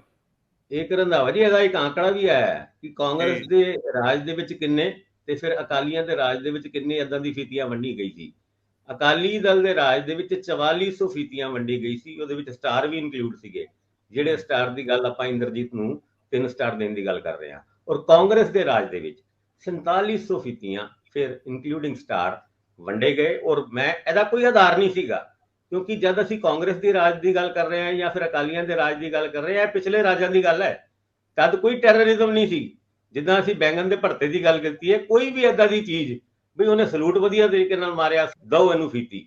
ਫਿਰ ਉਹ ਐਨਆਰਆਈਜ਼, ਜਿਹੜੇ ਐਨਆਰਆਈਜ਼ ਬਾਹਰੋਂ ਆਉਂਦੇ ਸੀਗੇ, ਉਹਨਾਂ ਨੂੰ ਜਿਹੜੇ ਇੰਸਪੈਕਟਰ ਰੈਂਕ ਦੇ ਏਦਾਂ ਦੇ ਓਆਰਪੀ ਵਾਲੇ ਨਾਲ ਉਹਨਾਂ ਦੇ 2 ਸਿਕਿਉਰਿਟੀ ਤੇ ਗਨਮੈਨ ਲਾਉਂਦੇ ਸੀ ਨਾ, ਤੇ ਉਹਨਾਂ ਦੀ ਵੀ ਟੋਰ ਵੱਧਦੀ ਸੀਗੀ। ਤੇ ਇਹ ਇੱਕ ਸਿਲਸਿਲਾ ਬਹੁਤ ਸਾਲਾਂ ਤੋਂ ਚੱਲ ਰਿਹਾ ਸੀ, ਜਿਹਨੂੰ ਬੰਦ ਕਰਨ ਦੀ ਗੱਲ ਹੁਣ ਨਵੀਂ ਸਰਕਾਰ ਨੇ ਸ਼ੁਰੂ ਜ਼ਰੂਰ ਕੀਤੀ ਹੈ। ਕਰ ਪਾਉਂਦੇ ਆ ਕਿ ਜਾਂ ਕਰਦੇ ਆ, ਇਹ ਤੇ ਅੱਗੇ ਆਉਣ ਵਾਲੇ ਟਾਈਮ ਵਿੱਚ ਹੀ ਦੇਖਣ ਨੂੰ ਮਿਲੇਗਾ। ਇੱਕ ਤੇ ਭਾਸਕਰ ਸਾਹਿਬ, ਜਦੋਂ ਤੁਸੀਂ ਸ਼ੁਰੂ ਕਰਦੇ ਹੋ, ਤੁਸੀਂ ਕਿਹੜਾ ਬੰਦ ਕਰਨ ਨੂੰ ਆਉਂਦੇ ਹੋ, ਤੁਸੀਂ ਵੀ ਤਾਂ ਸਿੱਧੇ ਹੋ ਕੇ ਫਿਰ ਛਿੱਲ ਲਾਉਣ ਤੁਰ ਪੈਂਦੇ ਹੋ। ਗਾਂ ਦੀ ਗਾਂ ਖਬਰਾਂ ਰਹਿ ਜਾਂਦੀਆਂ ਪਿੱਛੇ। ਆਪਾਂ ਇੰਦਰਪ੍ਰੀਤ ਜੀ ਅੱਗੇ ਚੱਲੀਏ ਜੀ। ਇਹ ਇਕੱਲੇ ਅੱਖ ਤੇ ਤਾਰਾ ਬਣੇ ਗਨਮੈਨ, ਘਰ ਦੇ ਕੰਮ ਕਰਨ ਵਾਲੇ, ਦਫ਼ਤਰਾਂ ਦੇ ਵਿੱਚ ਸਾਥ ਦੇਣ ਵਾਲੇ ਉਹੀ ਨਹੀਂ ਹੁੰਦੇ। ਸਿਆਸਤਦਾਨਾਂ ਨੇ ਵੀ ਇਹੋ ਜਿਹੇ ਬੜੇ ਹੇਜ ਪਾਲ ਕੇ ਰੱਖੇ ਹੋਏ ਸੀ। ਸੁਰਿੰਦਰ ਪਹਿਲਵਾਨ ਦਾ ਜ਼ਿਕਰ ਬੜਾ ਹੁੰਦਾ ਰਿਹਾ, ਰੈਂਕ ਉਹਨੂੰ ਵੀ ਬੜੇ ਮਿਲੇ ਸੀ। ਉਹਨੂੰ ਵੀ ਬਹੁਤ ਸਾਰੇ ਐਸੇ ਚਾਰਜ ਮਿਲੇ ਹੋਏ ਸੀ ਜਿਹੜੇ ਸੋਚ ਤੋਂ ਹੀ ਪਰੇ ਹੁੰਦੇ। ਤੇ ਹੁਣ ਜਦੋਂ ਈਡੀ ਕੋਈ 36-37 ਕਰੋੜ ਰੁਪਏ ਦੀ ਪ੍ਰਾਪਰਟੀ ਅਟੈਚ ਕਰਨ ਦੀ ਗੱਲ ਕਰ ਰਹੀ ਹੈ, ਤਾਂ ਇਹ ਵੀ ਮਾਮਲੇ ਨੂੰ ਅੱਗੇ ਵਧਾਓ। ਇੱਥੇ ਤਾਂ ਗੱਲ ਕਿਤੇ ਛੋਟੀ ਮੋਟੀ ਥੋੜਾ ਸੀ, ਇਹ ਤਾਂ ਸਿਖਰਲੀ ਸੱਤਾ ਦਾ ਸਭ ਤੋਂ ਸੱਜਾ ਤੇ ਖੱਬਾ ਹੱਥ ਵਾਲ ਉਹ ਗੱਲ ਹੁੰਦੀ। ਬਿਲਕੁਲ ਰੰਧਾਵਾ ਸਾਹਿਬ, ਬਿਲਕੁਲ ਠੀਕ ਗੱਲ ਹੈ ਤੁਹਾਡੀ। ਇਹ ਮੰਡੀ ਬੋਰਡ ਦੇ ਵਿੱਚ ਐਕਸੀਅਨ ਸੀ ਸੁਰਿੰਦਰ ਪਹਿਲਵਾਨ, ਐਕਚੁਅਲੀ ਦਾ ਜਿਹੜਾ ਪੇਰੈਂਟਲ ਡਿਪਾਰਟਮੈਂਟ ਉਹਨਾਂ ਦਾ ਮੰਡੀ ਬੋਰਡ ਹੈ। ਔਰ ਉਦੋਂ ਬੜੇ ਛਾਏ ਰਹਿੰਦੇ ਸੀ ਇਹ, ਕਿਉਂਕਿ ਸੁਖਬੀਰ ਬਾਦਲ ਹੋਰਾਂ ਦੇ ਬਹੁਤ ਕਰੀਬੀ ਸੀਗੇ। ਜਿਵੇਂ ਤੁਸੀਂ ਪਹਿਲਾਂ ਆਪਣੀ ਓਪਨਿੰਗ ਸਟੇਟਮੈਂਟ 'ਚ ਕਿਹਾ ਸੀਗਾ ਇਹ ਕਿ 2 ਵੱਡੇ ਜਿਹੜੇ ਹੈਗੇ ਆ, ਕੱਲ ਉਹਨਾਂ ਦੇ ਲਈ ਦਿਨ ਭਾਰੀ ਸੀਗਾ। BIS ਚਹਿਲ ਜਿਹੜੇ ਕੈਪਟਨ ਅਮਰਿੰਦਰ ਸਿੰਘ ਉਹਨਾਂ ਨਾਲ ਸੀ, ਤੇ ਸੁਰਿੰਦਰ ਪਹਿਲਵਾਨ ਜਿਹੜੇ ਸੁਖਬੀਰ ਬਾਦਲ ਹੋਰਾਂ ਨਾਲ ਸੀ। ਇਹ ਮੈਂ ਦੇਖਿਆ ਜਦੋਂ ਇੱਥੇ ਸੀਗੇ ਤਾਂ, ਕਿਉਂਕਿ ਇਹ ਡਿਪਾਰਟਮੈਂਟ ਵੀ ਜਿਹੜਾ ਅਰਬਨ ਡਿਵੈਲਪਮੈਂਟ ਸੀਗਾ ਉਹ ਸੁਖਬੀਰ ਬਾਦਲ ਹੋਰਾਂ ਕੋਲੇ ਸੀ, ਤੇ ਉਹਨਾਂ ਨੇ ਉਹਨਾਂ ਨੂੰ ਡੈਪੂਟੇਸ਼ਨ ਤੇ ਪੂਡਾ ਚ ਲਿਆ ਹੈ, ਉੱਥੇ SC ਬਣਾਇਆ। ਫਿਰ ਗਮਾਡਾ ਦੇ ਵਿੱਚ ਉਹਨਾਂ ਨੂੰ ਚੀਫ ਇੰਜੀਨੀਅਰ ਤੱਕ, ਮਤਲਬ ਉਹ ਵੀ ਉਹੀ ਜਿਵੇਂ ਭਾਸਕਰ ਸਾਹਿਬ ਨੇ ਹੁਣੀ ORP ਰੈਂਕ ਦੀ ਗੱਲ ਕੀਤੀ ਹੈ, ਤੇ ਇੱਥੇ ਵੀ ਤਾਂ ORP ਰੈਂਕ ਏਦਾਂ ਹੀ ਵੰਡੇ ਹੋਏ ਸੀਗੇ ਕਿ ਐਕਸੀਅਨ ਨੂੰ ਤੁਸੀਂ ਚੀਫ ਇੰਜੀਨੀਅਰ ਤੱਕ ਦੇ ਚਾਰजेस ਦੇ ਦਿਓ। ਤੇ ਉਦੋਂ ਮੈਨੂੰ ਇੱਕ ਚੀਫ ਇੰਜੀਨੀਅਰ, ਜਿਹੜੇ ਐਕਚੁਅਲ ਚੀਫ ਇੰਜੀਨੀਅਰ ਸੀ ਉੱਥੇ, ਉਹਨਾਂ ਨੇ ਮੈਨੂੰ ਦੱਸਿਆ ਕਿ ਜੇ 10 ਕੰਮ ਇੱਥੇ ਚੱਲ ਰਹੇ ਨੇ ਗਮਾਡਾ ਦੇ ਵਿੱਚ ਜਿਹੜੇ ਵੱਡੇ ਵੱਡੇ ਨੇ, ਮਤਲਬ ਚਾਹੇ ਉਹ 에ਅਰਪੋਰਟ ਰੋਡ ਬਣ ਰਹੀ ਸੀ ਉਦੋਂ, 에ਅਰਪੋਰਟ 6 ਲੇਨ ਵਾਲਾ ਕੰਮ ਚੱਲ ਰਿਹਾ ਸੀਗਾ, ਉਹ ਸਾਰੇ ਦੇ ਸਾਰੇ ਕੰਮ ਜਿਹੜੇ ਹੈਗੇ ਆ ਉਹ ਸੁਰਿੰਦਰ ਪਹਿਲਵਾਨ ਕੋਲੇ ਸੀ। ਤੇ ਉਹ ਕਹਿੰਦੇ ਵੀ ਇਹ ਦੇਖੋ, ਅਸੀਂ ਜਿਹੜੇ ਰੈਗੂਲਰ ਚੀਫ ਇੰਜੀਨੀਅਰ ਆ, ਸਾਡੇ ਕੋਲੇ ਤਾਂ ਸਿਰਫ ਹੈਗਾ, ਹੁਣ ਅਸੀਂ ਉਹ ਲਗਾਤੇ ਅੰਦਰ ਕੀ ਨਾਮ ਹੈ ਕਿ ਕਿਹਨੂੰ ਪ੍ਰਮੋਸ਼ਨ ਦੇਣੀ ਹੈ ਕਿਹਨੂੰ ਨਹੀਂ ਦੇਣੀ, ਯਾਨੀ ਕਲੈਰੀਕਲ ਕੰਮ ਸਾਡੇ ਕੋਲ ਨੇ। ਜਿਹੜੇ ਐਗਜ਼ੀਕਿਊਟਿਵ ਵਾਲੇ ਕੰਮ ਨੇ, ਪਾਲਿਸੀ ਮੇਕਿੰਗ ਦੇ ਜਿਹੜੇ ਕੰਮ ਨੇ, ਉਹ ਸਾਰੇ ਦੇ ਸਾਰੇ ਇਹ ਇੱਕ ਮੰਡੀ ਬੋਰਡ ਤੋਂ ਜਿਹੜੇ ਡੈਪੂਟੇਸ਼ਨ ਤੇ ਆਏ ਹੋਏ ਅਫਸਰ ਹੈ ਉਹਨਾਂ ਨੂੰ ਦਿੱਤੇ ਹੋਏ ਨੇ। ਸੋ ਦੇਖੋ ਇਹ, ਔਰ ਇਹਨਾਂ ਬਾਰੇ ਬੜਾ ਮਸ਼ਹੂਰ ਉਹਦਾ ਸੀਗਾ ਕਿ ਜਿੰਨੀਆਂ ਪੋਲੀਟੀਕਲ ਰੈਲੀਆਂ ਨੇ ਉਹਦੇ 'ਚ ਇਹਨਾਂ ਦਾ ਬੜਾ ਹੱਥ ਹੁੰਦਾ ਸੀ, ਉਹਨੂੰ ਕਰਵਾਉਣ 'ਚ, ਸਾਰਾ ਇੰਤਜ਼ਾਮ ਕਰਵਾਉਣ 'ਚ ਇਹਨਾਂ ਦਾ ਬਹੁਤ ਹੱਥ ਹੁੰਦਾ ਸੀ। ਤੇ ਕੱਲ ਜਿਹੜਾ ED ਨੇ, ਪਹਿਲਾਂ ਤਾਂ ਵਿਜੀਲੈਂਸ ਬਿਊਰੋ ਨੇ ਇਹਨਾਂ ਤੇ ਕਾਫੀ ਸ਼ਿਕੰਜਾ ਕੱਸੀ ਰੱਖਿਆ ਪਿਛਲੀ ਕੈਪਟਨ ਸਰਕਾਰ ਦੇ ਟਾਈਮ, ਫਿਰ ਉਸ ਤੋਂ ਬਾਅਦ ED ਨੇ 2021 ਚ ਵੀ ED ਨੇ ਵੀ ਇਹ ਹੱਥ ਪਾਇਆ, ਤੇ ਕੱਲ ED ਨੇ ਫਿਰ ਉਹਨਾਂ ਦੀ 36.37 ਕਰੋੜ ਰੁਪਏ ਦੀ ਜਿਹੜੀ ਜਾਇਦਾਦ ਹੈ ਉਹ ਜ਼ਬਤ ਕਰ ਲਈ ਹੈ। ਹਜੇ ਫਿਲਹਾਲ ਟੈਂਪਰੇਰੀ ਹੈ। ਉਹਨਾਂ ਦੇ ਜਿਹੜੇ ਘਰ ਦੇ ਹੈਗੇ ਉਹਨਾਂ ਨੂੰ ਕਿਹਾ ਗਿਆ ਕਿ ਜਿਹੜੇ ਉਹ ਅਸੀਂ ਦਿੱਤੇ ਨੇ, ਇਲਜ਼ਾਮ ਲਗਾਏ ਨੇ, ਉਹਦੇ ਉੱਤੇ ਤੁਸੀਂ ਸਾਰਾ ਆਪਣਾ ਨੂੰ ਵਰਜਨ ਦਿਓ ਕਿ ਕੀ ਹੈਗਾ, ਇਹਨੂੰ ਜਸਟੀਫਾਈ ਕਰੋ ਕਿ ਤੁਹਾਨੂੰ ਜਾਇਦਾਦ ਕਿੱਥੋਂ ਆਈ ਹੈ। ਸੋ ਹਜੇ ਤੱਕ ਤਾਂ ਉਹ ਨਹੀਂ ਕਰ ਪਾਏ ਹੈ, ਇਸ ਕਰਕੇ ਉਹ ਜ਼ਬਤ ਕਰ ਲਈ ਗਈ ਹੈ। ਜੇ ਉਹ ਕਰ ਲੈਣਗੇ ਇਨ ਬਿਟਵੀਨ ਤਾਂ ਫਿਰ ਮੈਨੂੰ ਲੱਗਦਾ ਕਿ ਉਹ ਲੈ ਜਾਣਗੇ, ਲੇਕਿਨ ਇਹ ਉਹ ਸੌਖਾ ਨਹੀਂ ਹੈ ਦੱਸਣਾ ਕਿ ਇਹ ਇੰਨੀ ਜਾਇਦਾਦ ਕਿੱਥੋਂ ਆਈ ਹੈ ਇੱਕ ਐਕਸੀਅਨ ਲੈਵਲ ਦੇ ਬੰਦੇ ਤੋਂ ਜਿਨੇ ਇੰਨੀ ਪ੍ਰਾਪਰਟੀ ਕਮਾਈ ਹੋ। ਜਿੰਨਾ ਅਫਸਰਾਂ ਨੇ ਤੁਹਾਡੇ ਕੋਲ ਦੁੱਖ ਰੋਇਆ ਬਈ ਸਾਨੂੰ ਤਾਂ ਕਲਰਕ ਬਣਾ ਕੇ ਲਾ ਛੜਿਆ ਵੀ ਤੁਸੀਂ ਦੇਖੋ ਫਾਈਲਾਂ, ਤੇ ਜਿਹੜਾ ਅਸਲ ਕੰਮ ਸਾਡਾ ਸੀ ਉਹ ਕਰਦੇ ਰਹੇ ਪਹਿਲਵਾਨ ਸਾਹਿਬ। ਵੈਸੇ ਤਾਂ ਜਿਹਨੂੰ ਪਹਿਲਵਾਨ ਹੀ ਕਹਿਤਾ ਫਿਰ ਉਹ ਕੰਮ ਵੀ ਤਾਂ ਵੱਡੇ ਕਰੂ, ਪਰ ਜਿਹੜੀ ਇਸ ਤਰੀਕੇ ਦੀ ਖੁਸ਼ਨੂਦੀ ਹਾਸਲ ਕਰਨੀ ਪੋਲੀਟੀਕਲ ਬੌਸਸ ਦੀ, ਇਹ ਵੀ ਤਾਂ ਜਿਹੜੇ ਬੰਦੇ ਤੁਹਾਡੇ ਕੋਲ ਦੁੱਖ ਫਰੋਲ ਰਹੇ ਉਹਨਾਂ ਕੋਲ ਜੀ ਹੁਨਰ ਸਿੱਖੋ, ਹੁਨਰ ਸਿੱਖਣੇ ਚਾਹੀਦੇ ਆ। ਫਿਰ ਉਸ ਤੋਂ ਬਾਅਦ ਇਹੋ ਜਿਹੀਆਂ ਤਕਲੀਫਾਂ ਸਹਿਣ ਲਈ ਤਿਆਰ ਵੀ ਰਹਿਣਾ ਚਾਹੀਦਾ। ਤਾਂ ਜਿਹੜੀ ਆਉਂਦੀ ਹੋਈ ਜਾਇਦਾਦ ਹੈ ਜਾਂ ਜਿਹੜੇ ਇਸ ਤਰ੍ਹਾਂ ਦੇ ਕੰਮ ਧੰਦੇ, ਉਸ ਤੋਂ ਬਾਅਦ ਆਉਂਦੀਆਂ ਤਕਲੀਫਾਂ ਦਾ ਕੋਈ ਪਾਰਾਵਾਰ ਨਹੀਂ ਹੁੰਦਾ। ਸੁੱਖ ਸਹੂਲਤ ਦੇ ਨਾਲ ਜਦੋਂ ਪਰੇਸ਼ਾਨੀਆਂ ਆਉਂਦੀਆਂ। ਹੁਣ ਆਪਾਂ ਚੱਲਦੇ ਹਾਂ ਭਰਤਿੰਦਰ ਸਿੰਘ ਝਾਲ।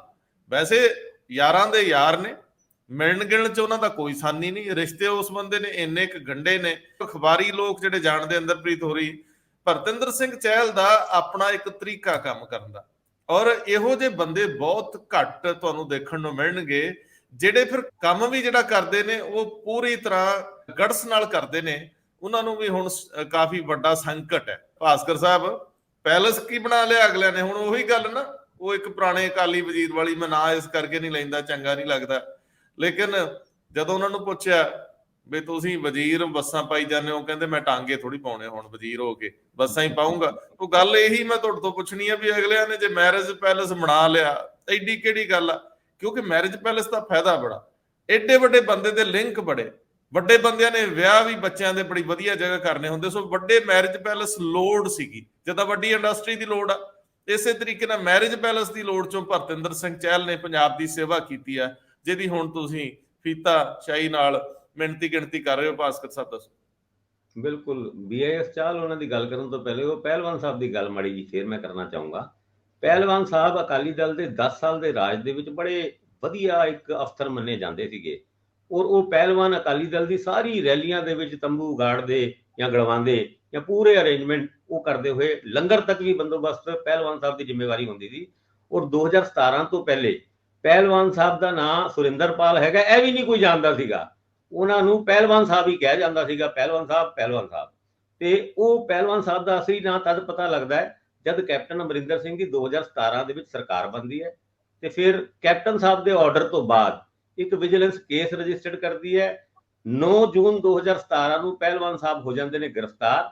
ਔਰ ਉਸ ਤੋਂ ਬਾਅਦ ਜਿਹੜੀ ਈਡੀ ਦੀ ਗੱਲ ਅੱਜ ਅਸੀਂ ਕਰ ਰਹੇ ਹਾਂ, ਇਹ ਜਿਹੜੀ ਪ੍ਰਾਪਰਟੀ 37 ਕਰੋੜ 26 ਲੱਖ ਦੀ ਪ੍ਰਾਪਰਟੀ ਜਿਹੜੀ ਅਟੈਚ ਹੋਈ ਹੈ, ਔਰ 6 ਕਰੋੜ 50 ਲੱਖ ਰੁਪਏ ਉਹਨਾਂ ਦੇ ਲੋਕਰਾਂ ਤੋਂ ਮਿਲੇ ਹੈ, ਉਹ ਈਡੀ ਨੇ ਜ਼ਰੂਰ ਇਹਦੇ ਉੱਤੇ ਕਾਰਵਾਈ ਸ਼ੁਰੂ ਕੀਤੀ ਹੈ। ਔਰ ਈਡੀ ਦੀ ਕਾਰਵਾਈ ਵੀ 2017 ਦੇ ਵਿੱਚ ਸ਼ੁਰੂ ਹੋ ਗਈ ਸੀ, ਔਰ 2017 ਦੇ ਵਿੱਚ ਅਗਸਤ 2017 ਈਡੀ ਨੇ ਵੀ ਆਪਣਾ ਕੇਸ ਵਿਜੀਲੈਂਸ ਦੀ ਇਨਵੈਸਟੀਗੇਸ਼ਨ ਦੇ ਕਾਗਜ਼ ਲੈਣ ਤੋਂ ਬਾਅਦ ਇਹ ਰਜਿਸਟਰ ਕਰਤਾ ਸੀਗਾ। ਹੁਣ ਪਹਿਲਵਾਨ ਸਾਹਿਬ ਦਾ ਅੱਗੇ ਚੱਲ ਕੇ ਕੀ ਹੋਏਗਾ? ਔਰ 1200 ਕਰੋੜ ਰੁਪਏ ਦੇ ਇਹਨਾਂ ਨੇ ਟੈਂਡਰ ਅਲਾਟ ਕੀਤੇ ਸੀ ਆਪਣੇ ਟੈਨਿਓਰ ਦੇ ਵਿੱਚ, ਉਹਨਾਂ ਦੇ ਵਿੱਚ ਇਹ ਗੜਬੜੀਆਂ ਦੀ ਗੱਲ ਚੱਲ ਰਹੀ ਸੀ। ਪਰ ਪਹਿਲਵਾਨ ਸਾਹਿਬ ਦਾ ਕੇਸ ਵਿਜੀਲੈਂਸ ਬਿਊਰੋ ਦੇ ਵਿੱਚ ਫਾਈਲਾਂ ਵੱਡੀ ਹੁੰਦੀ ਜਾ ਰਹੀਆਂ, ਔਰ ਅੱਜ ਤੋਂ 4 ਮਹੀਨੇ 6 ਮਹੀਨੇ ਪਹਿਲੇ ਵੀ ਪਹਿਲਵਾਨ ਕੇਸ ਦੇ ਮੁੱਦੇ ਦੇ ਉੱਤੇ ਹਾਈ ਕੋਰਟ ਨੇ ਵੀ ਇੱਕ ਟਿੱਪਣੀ ਕੀਤੀ ਸੀ। ਚਲੋ ਹੁਣ ਪਹਿਲਵਾਨ ਸਾਹਿਬ ਦੀ ਜਿਹੜੀ ਪ੍ਰਾਪਰਟੀ ਦਾ ਅਟੈਚ ਕਰਨ ਦੀ ਗੱਲ ਤੁਰ ਪਈ ਹੈ।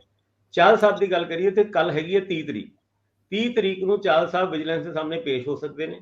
ਉਸ ਤੋਂ 2 ਦਿਨ ਪਹਿਲੇ ਵਿਜੀਲੈਂਸ ਬਿਊਰੋ ਦੇ ਆਫੀਸ਼ੀਅਲਸ ਦਾ ਉੱਥੇ ਫੀਤੇ ਲੈ ਕੇ ਜਾਣਾ ਅਲਕਜ਼ਾਰ ਬੜਾ ਜ਼ਬਰਦਸਤ ਮੈਰਿਜ ਪੈਲੇਸ ਹੈ। ਔਰ ਮੈਨੂੰ ਅਗਰ ਇਹ ਕਹਿਣ ਦੇ ਵਿੱਚ ਕੋਈ ਹੈਰਾਨੀ ਨਹੀਂ ਹੋਏਗੀ ਕਿ ਪੰਜਾਬ ਦੇ ਵਿੱਚ ਸਭ ਤੋਂ ਟੌਪ ਦਾ ਮੈਰਿਜ ਪੈਲੇਸ ਉਹ ਅਲਕਜ਼ਾਰ ਹੈਗਾ, ਔਰ ਅਲਕਜ਼ਾਰ ਦੇ ਵਿੱਚ ਜਿਨ੍ਹਾਂ ਦੀ ਵੀ ਸ਼ਾਦੀਆਂ ਹੁੰਦੀ ਹੈ ਉਹ ਬਹੁਤ ਵੱਡੇ ਧਨਾੜ ਬੰਦੇ ਹੁੰਦੇ ਨੇ। ਉਹਦੇ ਵਿੱਚ ਫੀਤੇ ਲੈ ਕੇ ਬਾਰ-ਬਾਰ ਵਿਜੀਲੈਂਸ ਬਿਊਰੋ ਵਾਲੇ ਆਫੀਸ਼ੀਅਲ ਕਿਉਂ ਜਾਂਦੇ ਨੇ? ਉਹ ਪੈਲੇਸ ਹੈ ਹੀ ਇੰਨਾ ਵੱਡਾ, ਉਹਦੀ ਪਮਾਇਸ਼ ਇੱਕ ਫੀਤੇ ਨਾਲ ਹੋ ਹੀ ਨਹੀਂ ਪਾਉਂਦੀ, ਤੇ ਫੀਤੇ ਵੀ ਕਈ ਪੇਟੀਆਂ ਫੀਤਿਆਂ ਦੀ ਲੈ ਕੇ ਜਾਣੀ ਪੈਂਦੀ ਹੈ ਉੱਥੇ। ਔਰ ਉਸ ਪਮਾਇਸ਼ ਦੇ ਵਾਸਤੇ ਕੱਲ ਵਿਜੀਲੈਂਸ ਵਾਲੇ ਪਹੁੰਚੇ ਹੋਏ ਸੀਗੇ, ਕਿਉਂਕਿ 30 ਤਰੀਕ ਨੂੰ ਉਮੀਦ ਹੈ ਕਿ 30 ਤਰੀਕ ਤੇ ਕੱਲ ਹੀ ਹੈ, ਔਰ ਕੱਲ ਚਾਹਲ ਸਾਹਿਬ ਵਿਜੀਲੈਂਸ ਸਾਹਮਣੇ ਪੇਸ਼ ਹੋ ਸਕਦੇ ਨੇ। ਉਹ ਪਮਾਇਸ਼ ਪੂਰੀ ਉਹ ਜਿਹੜੀ MBs ਹੁੰਦੀ ਹੈ, ਜਿੱਦਾਂ ਮੇਅਰਮੈਂਟ ਬੁੱਕਸ ਹੁੰਦੀ ਹੈ, ਉਸ ਤਰੀਕੇ ਦੀ ਬਣਾ ਕੇ ਉਹ ਉਹਨਾਂ ਦੇ ਸਾਹਮਣੇ ਰੱਖ ਸਕਦੇ ਨੇ। ਚਲੋ ਫੀਤੇ ਨਾਲ ਫੀਤਾਸ਼ਾਹੀ ਕਰਨੀ, ਲਾਲ ਫੀਤਾਸ਼ਾਹੀ ਛੱਡ ਕੇ ਫੀਤਾਸ਼ਾਹੀ ਕਰਨੀ, ਉਹ ਤੇ ਗੱਲ ਠੀਕ ਹੈ। ਪਰ ਚਾਹਲ ਸਾਹਿਬ ਕੱਲ ਜਦ ਵਿਜੀਲੈਂਸ ਦੇ ਸਾਹਮਣੇ ਪੇਸ਼ ਹੋਣਗੇ, ਉਸ ਤੋਂ ਬਾਅਦ ਅਗਲੀ ਵਾਰ ਕਦੋਂ ਪੇਸ਼ ਹੋਣਗੇ ਇਹਦਾ ਵੀ ਥੋੜਾ ਜਿਹਾ, ਕਿਉਂਕਿ ਜਿੰਨੇ ਕੁ ਨੋਟਿਸ 10 ਕੁ ਨੋਟਿਸ ਉਹਨਾਂ ਨੂੰ ਜਾ ਚੁੱਕੇ ਨੇ, ਉਸ ਤੋਂ ਬਾਅਦ ਉਹਨਾਂ ਦਾ ਇੱਕ ਮੈਸੇਜ ਆਇਆ ਹੈ ਕਿ ਜੀ ਮੈਂ ਕਿਸੇ ਕਾਰਨ ਨਹੀਂ ਆ ਚੁੱਕਿਆ ਸੀ, ਹੁਣ ਮੈਂ ਕੱਲ ਆਉਂਗਾ। ਜੀ, ਜਿੱਦਾਂ ਦੇ ਵਿਜੀਲੈਂਸ ਨੇ ਤੌਰ ਤਰੀਕੇ ਫੜੇ ਹੋਏ ਆ, ਮੈਨੂੰ ਲੱਗਦਾ ਵੀ ਜੇ ਉਹਨਾਂ ਨੇ ਕੱਲ ਆਉਣਾ ਵੀ ਹੋਇਆ ਤੇ ਮੈਨੂੰ ਲੱਗਦਾ ਕੱਲ ਕੋਈ ਚਿੱਠੀ ਹੋਰ ਵੀ ਆ ਜਾਊ, ਕਿ ਹੋ ਸਕਦਾ ਕੋਵਿਡ ਕਿਸੇ ਵੇਲੇ ਲੰਬਾ ਵੀ ਚੱਲ ਜਾਂਦਾ, ਤੇ ਇਸ ਕਰਕੇ ਮੈਨੂੰ ਲੱਗਦਾ ਇਹ ਚਾਹਲ ਸਾਹਿਬ ਜ਼ਰੂਰੀ ਨਹੀਂ ਵੀ ਕੱਲ ਆਉਣ। ਮੈਂ ਅੱਗੇ ਚੱਲਦਾ ਹੈ ਇੰਦਰਪ੍ਰੀਤ ਜੀ, ਸੁਪਰੀਮ ਕੋਰਟ ਦੀਆਂ ਖਬਰਾਂ ਥੋੜੀਆਂ ਜਿਹੇ ਪਿੱਛੇ ਜਾ ਕੇ ਲਵਾਂਗੇ। ਮੈਂ 2 ਖਬਰਾਂ ਤੁਹਾਡੇ ਕੋਲ ਸਿੱਧੀਆਂ ਲੈਣਾ। ਅੱਜ ਰਾਹੁਲ ਗਾਂਧੀ ਦੇ ਉਹ ਡੈਫਾਮੇਸ਼ਨ ਵਾਲੇ ਕੇਸ ਜਿਹਦੇ ਚ ਉਹਨਾਂ ਨੂੰ ਆਪਣੀ ਸੀਟ ਵੀ ਗਵਾਉਣੀ ਪਈ, ਕੋਠੀ ਛੱਡਣੀ ਪਈ ਹੈ, ਉਹਦੇ ਉੱਤੇ ਵੀ ਸੁਣਵਾਈ ਹੈ। ਤੇ ਦੂਜਾ ਮਾਮਲਾ ਗੁਰਮੀਤ ਰਾਮ ਰਹੀਮ ਸਿੰਘ ਡੇਰੇ ਸਿਰਸੇ ਦੇ ਪ੍ਰਮੁੱਖ ਨੂੰ ਹਾਈ ਕੋਰਟ ਨੇ ਪੁੱਛਿਆ ਕਿ ਤੁਹਾਨੂੰ SIT ਦੀ ਜਾਂਚ ਵਿੱਚ ਇਤਰਾਜ਼ ਜੋ ਕੀ ਲੱਗਦਾ, ਉਹਦੇ ਬਾਰੇ ਆਣ ਕੇ ਦੱਸੋ। ਇਹ 2 ਗੱਲਾਂ ਇਕੱਠੀਆਂ ਕਰ ਦਿਓ, ਫਿਰ ਮੈਂ ਭਾਸਕਰ ਸਾਹਿਬ ਵੱਲ ਚੱਲਦਾ ਹਾਂ, ਆਪਾਂ ਹੇਟ ਸਪੀਚ ਵੱਲ ਚੱਲਦੇ ਹਾਂ। ਰੰਧਾਵਾ ਸਾਹਿਬ, ਜਿਹੜੀ ਇਹ ਰਾਹੁਲ ਗਾਂਧੀ ਦੀ ਹੈਗੀ ਮੋਦੀ ਦੇ ਖਿਲਾਫ ਜਿਹੜੀ ਇੱਕ ਟਿੱਪਣੀ ਹੈ, ਮੋਦੀ ਸਮੁਦਾਇ ਦੇ ਖਿਲਾਫ, ਮੈਂ ਪ੍ਰਧਾਨ ਮੰਤਰੀ ਨਰਿੰਦਰ ਮੋਦੀ ਤਾਂ ਨਹੀਂ ਕਹੂੰਗਾ, ਮੋਦੀ ਸਮੁਦਾਇ ਦੇ ਖਿਲਾਫ ਜਿਹੜੀ ਉਹਨਾਂ ਨੇ ਇੱਕ ਟਿੱਪਣੀ ਕੀਤੀ ਸੀਗੀ, ਉਸ ਨੂੰ ਲੈ ਕੇ ਜਿਹੜਾ ਉਹਨਾਂ ਦੇ ਕੇਸ ਚੱਲਿਆ ਔਰ 2 ਸਾਲ ਦੀ ਸਜ਼ਾ ਉਹਨਾਂ ਨੂੰ ਹੋਈ ਹੈ, ਉਸ ਤੋਂ ਲੈ ਕੇ ਪਹਿਲਾਂ ਉਹਨਾਂ ਨੇ ਡਿਸਟ੍ਰਿਕਟ ਅਦਾਲਤ ਦੇ ਵਿੱਚ ਅਪੀਲ ਕੀਤੀ ਸੀ, ਜਿੱਥੇ ਜਿਹੜੀ ਉਹ ਡਿਸਮਿਸ ਹੋ ਗਈ, ਉੱਥੇ ਜ਼ਮਾਨਤ ਨਹੀਂ ਮਿਲੀ। ਹੁਣ ਉਹਨਾਂ ਨੇ ਜ਼ਮਾਨਤ ਕਹਿ ਗਿਆ, ਇਹਨੂੰ ਜਿਹੜੀ ਸਜ਼ਾ ਹੋਈ ਹੈ ਉਹਨੂੰ, ਉਹਦੇ ਤੇ ਕੋਈ ਰੋਕ ਨਹੀਂ ਲੱਗੀ। ਹੁਣ ਹਾਈ ਕੋਰਟ ਦੇ ਵਿੱਚ ਇਹ ਹੈ, ਅੱਜ ਹੋ ਸਕਦਾ ਕਿ ਉੱਥੇ ਉਹਨਾਂ ਨੂੰ ਮਿਲ ਜੇ, ਜੇ ਮਿਲ ਜਾਂਦੀ ਹੈ ਤਾਂ, ਨਹੀਂ ਮਿਲਦੀ ਤਾਂ ਫਿਰ ਉਹ ਸੁਪਰੀਮ ਕੋਰਟ ਇੱਕ ਰਾਹ ਰਹਿ ਜਾਂਦਾ ਹੈ, ਕਿਉਂਕਿ ਸਿੱਧਾ ਸੁਪਰੀਮ ਕੋਰਟ ਤਾਂ ਆਇਆ ਨਹੀਂ ਜਾ ਸਕਦਾ। ਸੁਪਰੀਮ ਕੋਰਟ ਵੀ ਏਦਾਂ ਹੀ ਥੱਲੋਂ ਕਹਿ ਦਿੰਦੀ ਹੈ, ਪਹਿਲਾਂ ਸਾਰੇ ਜਗ੍ਹਾ ਤੇ ਥੱਲੇ ਟਰਾਈ ਕਰੋ ਫਿਰ ਉੱਪਰ ਆਓ। ਇਸੇ ਤਰ੍ਹਾਂ ਹੀ ਜਿਹੜਾ SIT ਵਾਲਾ ਮਾਮਲਾ ਬਹੁਤ ਇੰਪੋਰਟੈਂਟ ਹੈ। ਇਹ ਕੋਈ ਵੈਸੇ ਤਾਂ ਇਹ ਅੱਜ ਦਾ ਨਹੀਂ ਹੈ, ਕਾਫੀ ਟਾਈਮ ਤੋਂ ਉਸੇ ਟਾਈਮ ਦਾ ਹੀ ਲੱਗਿਆ ਹੋਇਆ ਹੈ, ਜਦੋਂ ਗੁਰਮੀਤ ਸਿੰਘ ਰਾਮ ਰਹੀਮ ਵਾਲਾ ਨੇ ਕੇਸ ਇੱਕ ਪਾਇਆ ਸੀਗਾ ਕਿ ਜਿਹੜੀ ਜਾਂਚ ਹੈਗੀ ਹੈ ਬੇਅਦਬੀ ਮਾਮਲੇ ਵਿੱਚ, ਉਹ CBI ਨੂੰ ਦਿੱਤੀ ਹੋਈ ਸੀ, ਤੇ ਉਹ SIT ਨੂੰ ਕਿਉਂ ਦਿੱਤੀ ਹੈ, ਉਹ CBI ਤੋਂ ਹੀ ਜਾਂਚ ਕਰਵਾਈ ਜਾਏ। ਤੇ ਕਾਫੀ ਵਾਰ ਤਾਂ ਡੇਟ ਸੀ ਸਿਰਫ ਪੈ ਰਹੀਆਂ ਨੇ। ਕੱਲ ਇੱਕ ਪਹਿਲੀ ਇਹਦੇ ਵਿੱਚ ਇਹਨੂੰ ਕਹਿ ਸਕਦੇ ਡਿਵੈਲਪਮੈਂਟ ਹੋਈ ਹੈ, ਜਿਸ 'ਚ ਕੋਰਟ ਨੇ ਪੁੱਛਿਆ ਕਿ ਤੁਹਾਨੂੰ ਇਤਰਾਜ਼ ਦੱਸੋ ਕੀ ਹੈ, ਕਿ ਜੇ SIT ਕੋਈ ਜਾਂਚ ਕਰ ਰਹੀ ਹੈ, ਉਹਦੇ 'ਚ ਤੁਹਾਨੂੰ ਲੈ ਕੇ ਕੀ ਹੈ ਚਾਹ। ਉਹ 5 ਤਰੀਕ ਨੂੰ ਉਹਨਾਂ ਨੇ ਬੁਲਾਇਆ ਹੈਗਾ, ਤੇ ਉਹ 'ਚ ਦੱਸਣਾ ਪਊਗਾ ਕਿ ਸਾਨੂੰ ਇਹਨਾਂ ਚੀਜ਼ਾਂ ਤੇ ਇਤਰਾਜ਼ ਹੈ, ਫਿਰ ਗੱਲ ਅੱਗੇ ਚੱਲੂਗੀ ਕਿ ਉਹ CBI ਨੂੰ ਦੇਣਾ ਹੈ ਕਿ ਨਹੀਂ ਦੇਣਾ। ਅਦਰਵਾਈਜ਼ SIT ਇਹਦੀ ਜਾਂਚ ਕਾਫੀ ਹੁਣ ਤਾਂ ਕਾਫੀ ਅੱਗੇ ਆ ਗਈ, ਚਲਾਨ ਵੀ ਪੇਸ਼ ਕਰਤੇ ਹੈ ਉੱਥੇ, ਤੇ ਅੱਗੇ ਹੁਣ ਜਿਹੜਾ ਮਾਮਲਾ ਇਹ ਕੀ ਰੁਖ ਲਊਗਾ, ਇਹ 5 ਤਰੀਕ ਨੂੰ ਹੀ ਪਤਾ ਚੱਲੂਗਾ, ਜਦੋਂ ਉਹ ਦੱਸਣਗੇ ਕਿ ਸਾਨੂੰ ਕਿੰਨਾ ਚੀਜ਼ਾਂ ਤੇ ਇਤਰਾਜ਼। SPS ਪਰਮਾਰ ਦੀ ਅਗਵਾਈ 'ਚ ਜਿਹੜੇ ਹੁਣ ਸ਼ਾਇਦ ADGP ਨੇ, ਉਹਨਾਂ ਦੀ ਅਗਵਾਈ ਦੇ ਵਿੱਚ ਇਹਨਾਂ ਨੂੰ ਜੇਲ੍ਹ ਦੇ ਵਿੱਚ ਪੁੱਛਗਿੱਛ ਲਈ ਉਹ ਗਏ ਸੀਗੇ, ਔਰ ਇਸੇ ਤਰ੍ਹਾਂ LK ਯਾਦਵ ਵਾਲੀ SIT ਨੇ ਵੀ ਜਿਹੜੀ ਉਹ ਸਾਰੀ ਦੀ ਸਾਰੀ ਕਨਸਪੀਰੇਸੀ ਜਾਂ ਬਾਕੀ ਚੀਜ਼ਾਂ, ਉਹਦੇ ਵਿੱਚ ਵੀ ਇਹਨਾਂ ਨੂੰ ਨਾਮਜ਼ਦ ਕੀਤਾ ਹੋਇਆ। ਤੇ ਨੌ ਨਿਹਾਲ ਸਿੰਘ ਵਾਲੀ ਵੀ ਸੀਗੀ, ਹਾਂ, ਉਸ ਤੋਂ ਪਹਿਲਾਂ ਉਹ ਤਾਂ ਪਿੱਛੇ ਰਹਿ ਗਈ, ਉਸ ਤੋਂ ਬਾਅਦ SPS ਪਰਮਾਰ ਵਾਲੀ ਬਣ ਗਈ, ਤੇ ਹੁਣ ਨੌ ਨਿਹਾਲ ਸਿੰਘ ਵਾਲੀ SIT ਵੀ ਜਿਹੜੀ ਜਾਂਚ ਕਰ ਰਹੀ ਆ। ਵੱਡੀ ਗੱਲ ਨਹੀਂ ਕਿ ਜੇ ਉਹਦੀ ਬੈਕਗ੍ਰਾਉਂਡ ਦੇ ਵਿੱਚ ਇਹਨਾਂ ਦਾ ਜ਼ਿਕਰ ਵੀ ਹੋਵੇ, ਤੇ ਇਸ ਕਰਕੇ ਕਾਫੀ ਟਫ ਹੈ। ਕੋਰਟ ਦੇ ਵਿੱਚ ਤੁਸੀਂ ਜਦੋਂ ਵੀ ਜਾਂਦੇ ਹੋ ਤਾਂ ਤੁਹਾਨੂੰ ਤੱਥਾਂ ਨਾਲ ਜਾਣਾ ਪੈਂਦਾ ਹੈ, ਲੇਕਿਨ SIT ਬੜੇ ਵਿਗਿਆਨਕ ਤਰੀਕਿਆਂ ਨਾਲ ਇਹਨਾਂ ਦੇ ਇਹ ਸਾਰੇ ਮਾਮਲਿਆਂ ਦੇ ਵਿੱਚ ਅੱਗੇ ਵਧ ਰਹੀ ਹੈ। ਸੋ ਆਪਾਂ ਇੱਕ ਖਬਰ ਜਿਹੜੀ ਮੈਨੂੰ ਲੱਗਦਾ ਬਠਿੰਡੇ ਜੇਲ੍ਹ ਵਾਲੀ ਹੈ, ਇੰਦਰਪ੍ਰੀਤ ਜੀ, ਉਹ ਵੀ ਤੁਸੀਂ ਟੱਚ ਕਰ ਦਿਓ। ਹਾਲਾਂਕਿ ਲਾਰੈਂਸ ਬਿਸ਼ਨੋਈ ਦੇ ਉੱਤੇ ਬਣੀ ਹੋਈ ਜਾਂਚ ਕਮੇਟੀ ਦੀ ਰਿਪੋਰਟ ਮੇਰੇ ਖਿਆਲ ਮਹੀਨਾ ਤਾਂ ਹੁਣ ਹੋ ਹੀ ਚੱਲਿਆ, ਅਜੇ ਨਹੀਂ ਆਈ, ਪਰ ਬਠਿੰਡਾ ਜੇਲ੍ਹ ਚੋਂ ਜਿਹੜੀ ਵੀਡੀਓ ਵਾਇਰਲ ਹੋਈ ਸੀ ਉਹਨਾਂ ਮੁੰਡਿਆਂ ਨੇ ਕੀਤੀ ਸੀ, ਜਿਨੇ ਸਭ ਚੌਪਟ ਕਰਤਾ ਸੀ ਜੇਲ੍ਹ ਦਾ ਅੰਦਰਲਾ, ਜਿਹੜੇ ਕਹਿੰਦੇ ਸੀ ਜੈਮਰ ਬੜੇ ਨੇ ਉੱਥੇ, ਤਾਂ ਅੰਦਰ ਤਾਂ ਫੋਨ ਹੀ ਨਹੀਂ ਚੱਲਦੇ। ਸੋ ਉਹਦੇ ਉੱਤੇ ਇੱਕ ਜੇਲ੍ਹ ਵਾਰਡਨ ਨੂੰ ਸਸਪੈਂਡ ਕਰਨ ਦੀ ਗੱਲ ਉੱਥੋਂ ਦੇ SSP ਕੱਲ ਪ੍ਰੈਸ ਕਾਨਫਰੰਸ ਕਰਕੇ ਕਰ ਰਹੇ ਸੀਗੇ। ਇਹਦੇ ਉੱਤੇ ਹੋਰ ਡਿਟੇਲ ਹੈ ਤਾਂ ਥੋੜੀ ਦੇ ਦਿਓ, ਫਿਰ ਭਾਸਕਰ ਸਾਹਿਬ ਵੱਲ ਚੱਲਦੇ ਹਾਂ ਸੁਪਰੀਮ ਕੋਰਟ ਦੇ ਮਾਮਲੇ ਲੈ ਕੇ। ਰੰਧਾਵਾ ਸਾਹਿਬ, ਦੇਖੋ ਡਿਟੇਲ ਤੇ ਵਿੱਚ ਕੁਝ ਨਹੀਂ, ਲੇਕਿਨ ਮੈਨੂੰ ਸਿਰਫ ਟੈਕਨੈਲਿਟੀਜ਼ 'ਚ ਗੱਲ ਕਰਨੀਆਂ ਨੇ। ਦੇਖੋ, ਜਦੋਂ ਤੁਸੀਂ ਇਹ ਕੋਈ ਸੁਪਰ ਜੇਲ੍ਹ ਇਹ ਗੱਲ ਕਹਿੰਦਾ ਹੈ ਕਿ ਸਾਡੇ ਪੂਰੀ ਜੇਲ੍ਹ ਜਿਹੜੀ ਹੈ ਉਹ ਜੈਮਰਸ ਨਾਲ ਅਸੀਂ ਜੈਮ ਕੀਤੀ ਹੋਈ ਹੈ, ਤੇ ਉਸ ਦੇ ਬਾਵਜੂਦ ਲਾਈਵ ਇੰਟਰਵਿਊ ਜੇ ਚੱਲ ਰਹੀਆਂ ਨੇ, ਤੇ ਇਹਦਾ ਮਤਲਬ ਹੈ ਕਿਤੇ ਨਾ ਕਿਤੇ ਬਹੁਤ ਵੱਡੀ ਗੜਬੜ ਹੈ ਕਿ ਜੈਮਰ ਕੰਮ ਨਹੀਂ ਕਰ ਰਹੇ। ਦੂਜੀ ਗੱਲ ਇਹ ਕਿ ਤੁਸੀਂ ਉਹ ਕਿਵੇਂ ਪਹੁੰਚਾਏ ਗਏ ਉੱਥੇ। ਉਹਨਾਂ ਨੇ ਕਿਹਾ ਜੀ ਬਾਹਰੋਂ ਸਿੱਟੇ ਨੇ ਉਹਦੇ ਜੇਲ੍ਹ ਦੇ ਅੰਦਰ, ਤਾਂ ਉਹਨੂੰ ਮਿਲੇ ਹੈਗੇ, ਹੈ ਨਾ। ਇਹਦਾ ਮਤਲਬ ਹੈ ਕਿੰਨਾ ਨੈਕਸਸ ਤਕੜਾ ਹੈਗਾ। ਉਹਦੇ ਵਿੱਚ ਜਿਹੜਾ ਇੱਕ ਵਾਰਡਨ ਨੂੰ ਸਸਪੈਂਡ ਕਰਤਾ ਹੈ, ਉਹ ਮੈਨੂੰ ਲੱਗਦਾ ਕਿ ਇਹ ਵੀ ਇੱਕ ਜਿਹੜਾ ਹੁੰਦਾ ਨਾ ਬਾਲ ਉਹਦੇ ਪਾਲੇ 'ਚ ਸਿੱਟਤੀ ਹੈ ਵੀ ਚੱਲ ਯਾਰ ਇਹਨੂੰ ਦੇ ਦਿਓ ਸਜ਼ਾ ਜਿਹੜੀ ਦੇਣੀ ਹੈ। ਜਿਹੜੇ ਵੱਡੇ ਨੇ ਉਹਨਾਂ ਦੇ ਉੱਤੇ ਕੋਈ ਹਜੇ ਤੱਕ ਹੱਥ ਨਹੀਂ ਪਾਇਆ ਹੋਇਆ। ਹਜੇ ਤੱਕ ਇਹ ਨਹੀਂ, ਜਿਹੜੀ ਜਾਂਚ ਜਿਹੜੀ ਤੁਸੀਂ ਕਰ ਰਹੇ ਹੋ, ਉਹ ਕੁਲਦੀਪ ਸਿੰਘ ਜਿਹੜੇ ਹੈਗੇ ਨੇ ADGP, ਉਹਨਾਂ ਦੀ ਜਿਹੜੀ ਕਮੇਟੀ ਬਣੀ ਹੋਈ ਹੈ, ਉਹ ਹਜੇ ਤੱਕ ਇਹ ਸ਼ੁਰੂ ਨਹੀਂ ਕਰ ਪਾਈ, ਕਿਉਂਕਿ ਮੈਨੂੰ ਕਿਸੇ ਨੇ ਦੱਸਿਆ ਸੀਗਾ ਕਿ ਉਹ ਛੁੱਟੀ ਤੇ ਗਏ ਹੋਏ ਆ, ਜਦਕਿ 15 ਦਿਨ ਦੇ ਅੰਦਰ ਅੰਦਰ ਰਿਪੋਰਟ ਦੇਣੀ ਸੀ। ਪਹਿਲਾਂ ਹੋਮ ਸੈਕਟਰੀ ਜਿਹੜੇ ਹੈਗੇ ਅਨੁਰਾਗ ਵਰਮਾ, ਉਹਨਾਂ ਦੀ ਅਗਵਾਈ ਹੇਠ ਬਣਾਈ ਸੀ ਇਹ, ਤਾਂ ਉਹ ਪਿੱਛੇ ਹਟ ਗਏ ਸੀ ਅਨੁਰਾਗ ਵਰਮਾ, ਕਿਉਂਕਿ ਉਹ ਜਾਂਚ ਦੇ ਜਿਹੜੀ ਖਾਸ ਤੌਰ ਤੇ ਇਸ ਕਿਸਮ ਦੀਆਂ ਜਾਂਚ ਹੁੰਦੀਆਂ ਨੇ ਉਹਦੇ ਐਕਸਪਰਟ ਨਹੀਂ ਹੈ। ਉਹਨਾਂ ਨੇ ਕਿਹਾ ਸੀਗਾ ਕਿ ਕੋਈ ਐਕਸਪਰਟ ਇਦਾਂ ਦਾ ਲਗਾਓ ਜਿਹੜਾ ਇਹ ਜਾਂਚ ਕਰ ਸਕੇ ਵੀ ਗਲਤੀ ਕਿੱਥੇ ਹੋਈ ਹੈ। ਤਾਂ ਉਹ ਫਿਰ ਅਗਲੀ ਇੱਕ ਕਮੇਟੀ ਬਣਾਈ, ਜਿਸ ਕੁਲਦੀਪ ਸਿੰਘ ਹੋਰਾਂ ਨਾਲ ਕੁਝ ਹੋਰ ਲਿੱਤੇ ਗਏ ਬੰਦੇ, ਪਰ ਉਹਨਾਂ ਨੂੰ ਵੀ 15 ਦਿਨ ਦਿੱਤੇ ਸੀਗੇ, ਉਹ ਵੀ ਹਜੇ ਤੱਕ ਸ਼ੁਰੂ ਹੀ ਨਹੀਂ ਹੋ ਪਾਈ, ਕਿਉਂਕਿ ਕੁਲਦੀਪ ਸਿੰਘ ਹਜੇ ਛੁੱਟੀ ਤੇ ਚੱਲ ਰਹੇ ਆ। ਹੁਣ ਕਦੋਂ ਉਹ ਆਣਗੇ ਤੇ ਸ਼ੁਰੂ ਕਰਨਗੇ, ਇਹ ਹਜੇ ਟਾਈਮ ਲੱਗੂਗਾ। ਪਰ ਇਹ ਮੈਨੂੰ ਲੱਗਦਾ ਕਿ ਡੰਗ ਟਪਾਉਣ ਵਾਲੀ ਗੱਲ ਹੈ। ਅਸਲੀ ਜਿਹੜੀ ਚੀਜ਼ ਹੈ ਉਸ ਤੇ ਆਇਆ ਹੀ ਨਹੀਂ ਜਾ ਰਿਹਾ ਕਿ ਇੰਟਰਵਿਊ ਹੋਇਆ ਕਿਵੇਂ। ਜੀ, ਹਾਈ ਕੋਰਟ ਦੇ ਵਿੱਚ ਵੀ ਸ਼ਾਇਦ ਇਹਦਾ ਕੋਈ ਜਵਾਬ ਦੇਣਾ ਸੀ, ਉੱਥੇ ਹੀ ਕਿਹਾ ਸੀਗਾ ਕਿ ਅਸੀਂ ਕਮੇਟੀ ਬਣਾਈ ਹੈ, ਔਰ ਜੇ ਮੈਂ ਗਲਤ ਨਹੀਂ ਤੇ ਏਡੀਜੀਪੀ ਜੇਲ੍ਹ ਔਰ ਏਡੀਜੀਪੀ ਕੁਲਦੀਪ ਸਿੰਘ ਉਹਨਾਂ ਦੋਨਾਂ ਦੇ ਆਧਾਰਿਤ ਬਣਾਈ ਗਈ ਸੀ। ਤੇ ਇਨ ਦਾ ਮੇਨ ਟਾਈਮ ਏਡੀਜੀਪੀ ਜੇਲ੍ਹ ਵੀ ਬਦਲ ਗਏ, ਸ਼ਾਇਦ ਉਹ ਜਿਹੜੇ ਅੰਮ੍ਰਿਤਸਰ ਦੇ ਕਮਿਸ਼ਨਰ ਹੁੰਦੇ ਸੀ ਅਰੁਣਪਾਲ ਕੀ ਉਹਨਾਂ ਦਾ ਨਾਮ ਸਿੰਘ, ਹਾਂਜੀ ਉਹਨਾਂ ਨੂੰ ਲਗਾਇਆ, ਉਹ ਬਣ ਗਏ ਏਡੀਜੀਪੀ ਜੇਲ੍ਹ। ਸੋ ਭਾਸਕਰ ਸਾਹਿਬ ਇੱਥੇ ਲੱਗਿਆ ਗੱਲ ਕਰਨ।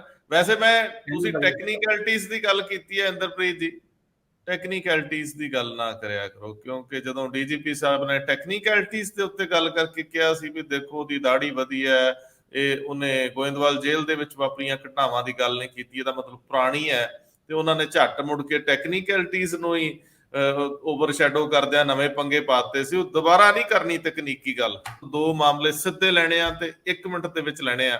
ਇੱਕ ਤਾਂ ਹੇਟ ਸਪੀਚ ਨੂੰ ਐਡਰੈਸ ਕੀਤਾ ਸੁਪਰੀਮ ਕੋਰਟ ਨੇ, ਸਭ ਤੋਂ ਉੱਪਰਲੀ ਅਦਾਲਤ ਨੇ, ਔਰ ਦੂਜਾ ਵੀ ਮਾਮਲਾ ਜਿਹੜਾ ਅਤੀਕ ਅਹਿਮਦ ਦੇ ਹਿਰਾਸਤ ਵਿੱਚ ਹੋਏ ਕਤਲ ਭਾਵੇਂ ਗੈਂਗਸਟਰ ਕਹੇ ਜਾਂਦੇ, ਉਹਨਾਂ ਮੁੰਡਿਆਂ ਨੇ ਕੀਤੇ ਜਿਨ੍ਹਾਂ ਨੂੰ ਪੁੱਛਗਿੱਛ ਲਈ ਵੀ ਬਹੁਤ ਜ਼ਿਆਦਾ ਨਹੀਂ ਇਹਨਾਂ ਨੇ ਪੁਲਿਸ ਰਿਮਾਂਡ ਤੇ ਲਿਆ ਸੀ, ਸਿੱਧਾ ਜੇਲ੍ਹ ਭੇਜਤਾ ਸੀਗਾ। ਸੋ ਉਹਨਾਂ ਦੋਵਾਂ ਮਾਮਲਿਆਂ ਨੂੰ ਤੁਰੰਤ ਪ੍ਰਭਾਵ ਨਾਲ ਟੱਚ ਕਰੋ। ਬਿਲਕੁਲ, ਜਿੱਥੇ ਤੱਕ ਸੁਪਰੀਮ ਕੋਰਟ ਦੀ ਗੱਲ ਹੈਗੀ ਹੈ, ਹੇਟ ਸਪੀਚ ਦਾ ਮੁੱਦਾ ਸੁਪਰੀਮ ਕੋਰਟ ਦੇ ਵਿੱਚ ਕਾਫੀ ਟਾਈਮ ਤੋਂ ਛਾਇਆ ਹੋਇਆ, ਇਹਦੇ ਉੱਤੇ ਡਿਸਕਸ਼ਨ ਵੀ ਹੋਈ ਹੈ ਔਰ ਕੰਟੀਨਿਊਸਲੀ ਇਹਦੇ ਉੱਤੇ ਜਿਹੜੀ ਹੀਅਰਿੰਗ ਹੋ ਰਹੀ ਹੈ। ਹੁਣ ਰੀਸੈਂਟਲੀ ਖੜਗੇ ਸਾਹਿਬ ਨੇ ਮੋਦੀ ਸਾਹਿਬ ਨੂੰ ਜ਼ਹਿਰੀਲਾ ਸੱਪ ਕਹਿਤਾ, ਔਰ ਬੀਜੇਪੀ ਵਾਲੇ ਵੀ ਕਿਉਂ ਪਿੱਛੇ ਰਹਿੰਦੇ, ਉਹਨਾਂ ਨੇ ਵੀ ਸੋਨੀਆ ਗਾਂਧੀ ਨੂੰ ਵਿਸ਼ ਕਰਨਿਆ ਕਹਿਤਾ। ਇਹਦੇ ਵਿੱਚ ਹੀ ਜਵਾਬ ਆ ਗਿਆ, ਆਰਡਰ ਆ ਗਿਆ ਸੁਪਰੀਮ ਕੋਰਟ ਦਾ, ਸਾਰੇ ਸੂਬਿਆਂ ਨੂੰ, ਸਾਰੇ ਯੂਟੀਜ਼ ਨੂੰ ਆਰਡਰ ਕਰਤੇ, ਹੇਟ ਸਪੀਚ ਦੇ ਮਾਮਲੇ ਦੇ ਵਿੱਚ ਕੰਪਲੇਂਟ ਦੀ ਵੇਟ ਨਾ ਕਰੋ, ਤੁਰੰਤ ਪ੍ਰਭਾਵ ਤੋਂ FIR ਦਰਜ ਕਰੋ। ਜੇ FIR ਦਰਜ ਨਹੀਂ ਕਰੋਗੇ ਤੇ ਇਹ ਕੋਰਟ ਦੀ ਅਵਮਾਨਨਾ ਯਾਨੀ attempt of court the case ਤੁਹਾਡੇ ਖਿਲਾਫ ਚਲਾਇਆ ਜਾਏਗਾ। ਪਹਿਲੇ ਇਹ ਸਿਰਫ 3 ਸੂਬਿਆਂ ਦੇ ਉੱਤੇ ਸੀਮਿਤ ਸੀਗਾ, ਯਾਨੀ ਦਿੱਲੀ, ਉੱਤਰ ਪ੍ਰਦੇਸ਼ ਤੇ ਉੱਤਰਾਖੰਡ। ਹੁਣ ਪੂਰੇ ਦੇਸ਼ ਦੇ ਵਿੱਚ ਇਹ ਆਰਡਰ ਪਾਸ ਹੋ ਗਿਆ। ਇਹਦੇ ਬਾਅਦ ਹੇਟ ਸਪੀਚ ਕਿੰਨੀ ਕੁ ਰੁਕਦੀ ਹੈ, ਇੱਥੇ ਤੱਕ ਵੀ ਇਸ ਸੁਪਰੀਮ ਕੋਰਟ ਦੇ ਆਰਡਰ ਦੇ ਵਿੱਚ ਇਹ ਵੀ ਗੱਲ ਕਹੀ ਹੈ ਕਿ ਹੇਟ ਸਪੀਚ ਕਰਨ ਵਾਲੇ ਦੇ ਧਰਮ ਦਾ ਕੋਈ ਜ਼ਿਕਰ ਨਹੀਂ ਹੋਣਾ ਚਾਹੀਦਾ, ਜਿਹੜੇ ਮਰਜ਼ੀ ਧਰਮ ਦਾ ਹੋਏ। ਅਗਰ ਸਪੀਚ ਨਫ਼ਰਤ ਫੈਲਾਉਣ ਵਾਲੀ ਹੈ ਤੇ ਉਹਦੇ ਖਿਲਾਫ ਤੁਰੰਤ ਐਕਸ਼ਨ ਹੋਣਾ ਚਾਹੀਦਾ ਹੈ।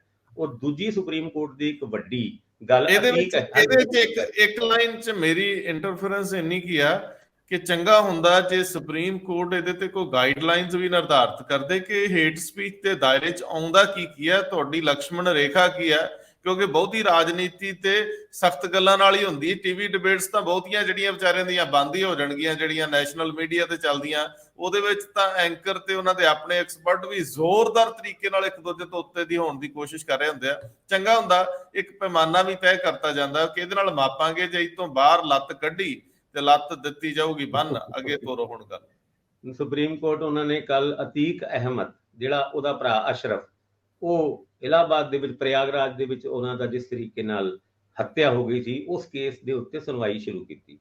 ਔਰ ਉਹਨਾਂ ਨੇ ਯੂਪੀ ਸਰਕਾਰ ਤੇ ਯੂਪੀ ਪੁਲਿਸ ਨੂੰ ਪੁੱਛਿਆ ਕਿ ਇਹ ਤੁਸੀਂ ਉਹਨੂੰ ਹਸਪੀਟਲ ਦੇ ਗੇਟ ਤੋਂ ਪੈਦਲ ਲੈ ਕੇ ਕਿਉਂ ਗਏ, ਉਹਨੂੰ ਮੀਡੀਆ ਪਰੇਡ ਉਹਦੀ ਕਿਉਂ ਕਰਾਈ ਗਈ, ਜਿਸ ਤਰੀਕੇ ਨਾਲ ਉਹਦਾ ਕਤਲ ਹੋਇਆ ਉਹ ਹੱਤਿਆਰਿਆਂ ਨੂੰ ਪਤਾ ਸੀਗਾ ਕਿ ਇੱਥੋਂ ਉਹਨੂੰ ਪੈਦਲ ਲੈ ਕੇ ਜਾਇਆ ਜਾਏਗਾ। ਇਹ ਗੱਲ ਉਹਨਾਂ ਨੂੰ ਕਿੱਦਾਂ ਪਤਾ ਲੱਗੀ? ਸਵਾਲ ਬੜੇ ਸੀਰੀਅਸ ਨੇ।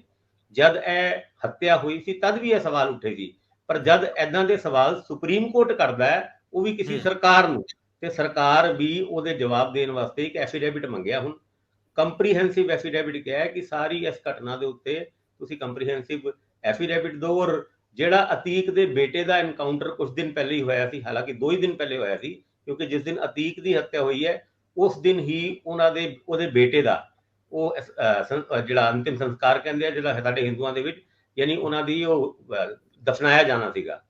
ਹੁਣ ਇਸ ਮੁੱਦੇ ਦੇ ਉੱਤੇ ਸੁਪਰੀਮ ਕੋਰਟ ਨੇ ਕੁਝ ਦਿਨਾਂ ਦਾ ਟਾਈਮ ਯੂਪੀ ਸਰਕਾਰ ਨੂੰ ਦਿੱਤਾ, ਔਰ ਨਾਲ ਦੇ ਨਾਲ ਵਿਕਾਸ ਦੁਬੇ, ਜਿਹਦਾ 2020 ਦੇ ਵਿੱਚ ਐਨਕਾਊਂਟਰ ਕਥਿਤ ਤੌਰ ਤੇ ਹੋਇਆ ਸੀਗਾ, ਉਸ ਕੇਸ ਦੇ ਵਿੱਚ ਜਿਹੜੀ ਜੁਡੀਸ਼ੀਅਲ ਕਮਿਸ਼ਨ ਬਣਾਈ ਸੀ ਉਹਨੇ ਕੁਝ ਰਿਕਮੈਂਡੇਸ਼ਨਸ ਕੀਤੀ ਸੀ, ਉਹਦੇ ਉੱਤੇ ਵੀ ਐਫੀਡੇਵਿਟ ਮੰਗ ਲਿਆ। ਹੁਣ ਇਹਨਾਂ ਐਨਕਾਊਂਟਰਾਂ ਵਾਸਤੇ ਜਿਹਦਾ ਜ਼ਿਕਰ ਹੁਣ ਸਿਆਸੀ ਸਟੇਜਾਂ ਤੋਂ ਵੀ ਹੋਣ ਲੱਗ ਗਿਆ, ਕਿਉਂਕਿ ਯੂਪੀ ਸਰਕਾਰ ਜਾਂ ਯੂਪੀ ਦੇ ਮੁੱਖ ਮੰਤਰੀ ਯੋਗੀ ਸਾਹਿਬ ਦੀ ਮੰਗ ਜਲੰਧਰ ਦੇ ਬਾਈ ਇਲੈਕਸ਼ਨ ਦੇ ਵਿੱਚ ਵੀ ਹੋਣ ਲੱਗ ਗਈ ਸੀ ਕਿ ਗੈਂਗਸਟਰਾਂ ਦਾ ਜਾਂ ਇਸ ਤਰੀਕੇ ਦੇ ਗੈਂਗ ਬਣਾਏ ਹੋਏ ਨੇ ਉਹਨਾਂ ਨੂੰ ਖਤਮ ਕਰਨ ਵਾਸਤੇ ਯੋਗੀ ਸਰਕਾਰ ਜਿਸ ਤਰੀਕੇ ਦੇ ਐਕਸ਼ਨ ਲੈ ਰਹੀ ਹੈ, ਐਦਾਂ ਦੇ ਹੀ ਪੰਜਾਬ ਦੇ ਵਿੱਚ ਵੀ ਲੈਣਾ ਚਾਹੀਦੇ ਸੀ। ਔਰ ਜਿਹੜੇ ਸਿੱਧੂ ਮੂਸੇਵਾਲਾ ਦੇ ਪਿਤਾ, ਉਹਨਾਂ ਨੇ ਵੀ ਆਪਣੀ ਇੱਕ ਅੰਤਿਮ ਜਿਹੜਾ ਬਰਸੀ ਸੀਗਾ ਉਹਦੇ ਵਿੱਚ ਵੀ ਇਹ ਗੱਲ ਫੰਕਸ਼ਨ ਦੇ ਵਿੱਚ ਕਹੀ ਸੀਗੀ ਕਿ ਸਾਨੂੰ ਯੋਗੀ ਵਰਗਾ ਮੁੱਖ ਮੰਤਰੀ ਚਾਹੀਦਾ ਹੈ। ਹੁਣ ਇਹ ਗੱਲ ਸੁਪਰੀਮ ਕੋਰਟ ਦੇ ਵਿੱਚ ਤੁਰੀ ਤੇ ਹੈ, ਕਿਸ ਪਾਸੇ ਜਾਏਗੀ ਪਤਾ ਨਹੀਂ। ਪਰ ਹਾਂ, ਸਵਾਲ ਜਿਹੜੇ ਪੁੱਛੇ ਨੇ ਉਹ ਬੜੇ ਇੱਕ ਸ਼ੱਕ ਦੇ ਦਾਇਰੇ ਦੇ ਵਿੱਚ ਆਉਂਦੇ ਨੇ, ਔਰ ਯੂਪੀ ਸਰਕਾਰ ਦੇ ਉੱਤੇ ਉਸ ਕੰਪਰੀਹੈਂਸਿਵ ਐਫੀਡੇਵਿਟ ਨੂੰ ਪੇਸ਼ ਕਰਨਾ ਥੋੜਾ ਜਿਹਾ ਮੁਸ਼ਕਿਲ ਤੇ ਹੋਏਗਾ। ਮੈਨੂੰ ਲੱਗਦਾ ਜਲੰਧਰ ਦੇ ਵਿੱਚ ਭਾਜਪਾਈਆਂ ਨੂੰ ਯੋਗੀ ਸਾਹਿਬ ਦੇ ਦਰਸ਼ਨ ਘੱਟ ਹੀ ਹੋਣੇ ਆ। ਲੱਗਦਾ ਨਹੀਂ ਵੀ ਉਹ ਫੁਰਸਤ ਕੱਢ ਪਾਉਣਗੇ, ਕਿਉਂਕਿ ਕਰਨਾਟਕ ਬੜਾ ਫਸਿਆ ਪਿਆ। ਹੋ ਸਕਦਾ ਵੱਡੀ ਲੋੜ ਵਾਲੇ ਥਾਂ ਤੇ ਪਹਿਲ ਤਰਜੀਹ ਦਿੱਤੀ ਜਾਵੇ। ਬਹੁਤ ਮਿਹਰਬਾਨੀ, ਬਹੁਤ ਧੰਨਵਾਦ। Thank you. ਧੰਨਵਾਦ ਜੀ।